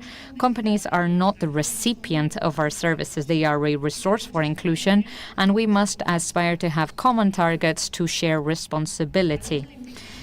Shall we talk about company involvement for more effective itineraries? Yes, because employment services offer support related to employment. Of course, associations have an impact on public affairs and the passing of new inclusion laws. Yes, but we need companies to allow people with disabilities to participate in the labor market on equal terms by allowing them to know people, making work conditions more flexible, accommodating jobs, and being sensitive towards diversity. We will be humanizing employment relationships this way. Work satisfies universal psychological and social needs, and since companies are the main providers of employment, it is crucial to work more with them to make them a key player and a co-responsible stakeholder for inclusion processes. Yes, we talk about companies as a resource for inclusion. Why? Because it is the environment for socialization that is so necessary for social change. Inside the companies, values are disseminated and inclusion practices are normalized. Therefore, companies' actions not only determine the insertion of people, but also make inclusion a social fact. They transform the experience and awareness of the whole community, which is basically what we pursue. The involvement of the company, something we talk about, it's necessary for richer and more realistic itineraries. Yes. An example of this would be the experiential itineraries. Adrian from Rehab, I'm sorry for slaughtering the pronunciation there, and other organizations have explained the job experiences, the importance of learning on-site through actual work and company internships, among other actions that facilitate the transition between training and employment, which is essential for vulnerable groups, because in Spain they find very important legislative and bureaucratic obstacles. These experiences also act in two ways. They raise awareness through practices, through internships in companies, and these companies change their way of perceiving and acting in the face of disability. We will return to this point in the next and third axis of good practices, which is the development of skills. In the development of skills, we point out strategic annual planning that contemplates modular continuity as opposed to ad hoc delivery according to criteria of specific calls or specific demands. In this sense, Phoenix and CRPG from Portugal exemplify coordinating planning planning with needs identified by social organizations at the national level, which would be something would be very interesting to explore in Spain. We can differentiate actions in this field between two aspects, technical skills and social skills. On the one hand, the development of technical skills must be informed and anticipated. We can take advantage of the close relationship we have with companies so that they become a resource. They inform us of current economic events, anticipate challenges. They offer us opportunities to develop skills, for instance, through internships. But in our case, it is especially important to ensure that people with disabilities are not left behind, as they say in Europe. In other words, we must prevent them from joining the new sectors and new fields too late so as not to perpetuate the gap and their constant situation of disadvantage. In addition, the training offered must be solid, accredited, modular and scalable, and practical, for which a financial and social support system is needed that is capable to guarantee that people can really afford to access training despite economic, health and family barriers. A simpler and more effective system of recognition of skills is also necessary to recognize non-regulated training, and it's very important for those people who need requalification or retraining, for example, due to an acquired disability.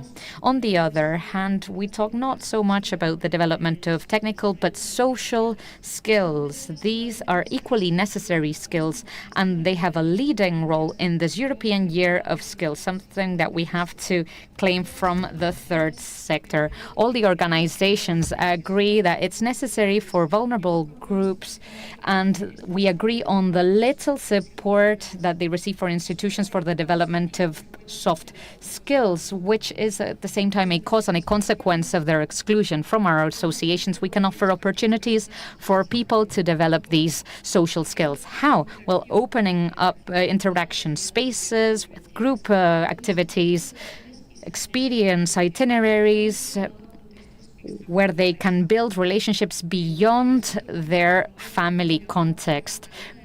Granovetter called it the strength of weak ties, where networks are in it themselves a resource, a door to access other resources too. In our activities, we can respond to the isolation of some individuals, create relationships, build relationships, because we need to be seen as gathering spaces, spaces for support, for mutual understanding. We give much more than tailored services. We are a comprehensive service to help people participate socially in communities. And finally, and this is my final lesson learned, the last axis of good practices is about being aware and boosting and legitimizing the contribution of the third sector. We need itineraries that are flexible, that incorporate and derive people to other resources depending on their need and situation. We need to humanize the whole itinerary and to provide a rights-based philosophy, social progress philosophy, like we saw with Territoire Zéro. The third sector, and here we include social economy, boosts the idea of work as an activity that goes beyond an occupation. It detaches itself from the classic financial theory. It's about creating employment in the traditional labor market doesn't perceive as profitable. Initiatives in this regard that I can mention as an example are, well, creation of social companies, social enterprises. I meant the third sector places at the heart of its activity the satisfaction of needs of communities, and especially people with disabilities or in vulnerable situations. This vision is the vision that we currently have is not enough. We want to create employment for people. The third sector is also generating, through common gathering points, a social fabric that is more robust, stronger bonds between people from different groups, and new bonds and social capital. Fourth and lastly, we need to give cohesion and coordination between the different resources of entities for inclusion, because there's a lot of fragmentation, barriers of access at this point. It's not the same thing to read and to learn. It's not about learning new things. There are many new pieces of research, but that's why we need European projects like Decid-E, giving you the opportunity to broaden your scope, to learn, to exchange projects, to rediscover our own entities, to learn what is happening elsewhere, to consider new strategies, to better include people with disabilities in our society. Thank you very much. Sí, quería agradecer. I would finish this presentation addressing a special thank you to our partners of the Decid-E network. Inserta, of course, Territorios Cero de Desempleo de Larga Duración, CRPG, Rehab, EPIC, Phoenix, APEF, France Handicap, y AGEFIP, for your sincere interest, your commitment in terms of your time invested, for opening your organizations to us in the 2 visits we made, and for your work and company during these days in Toledo as well. We sincerely hope this is only the beginning for future projects together in the European area. Thank you very much.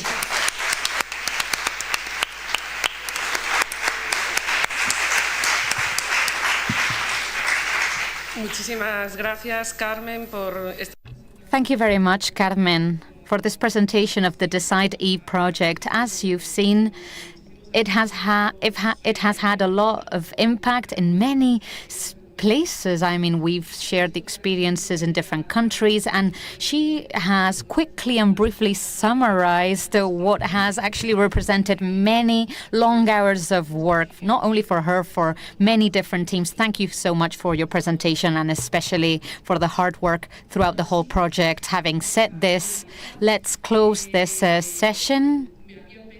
I was asked to read some conclusions, but I believe that the session has been so enriching on our speakers, so fantastic, concise and straightforward in their presentations, that I think that I shouldn't stand here and read conclusions. It just makes no sense, because all of you have provided this insight already. You are the main characters today. I would just like to finish with 3 messages. The importance of cooperating beyond borders. We need to cooperate, to work together jointly. Let's copy, let's replicate, let's get inspired.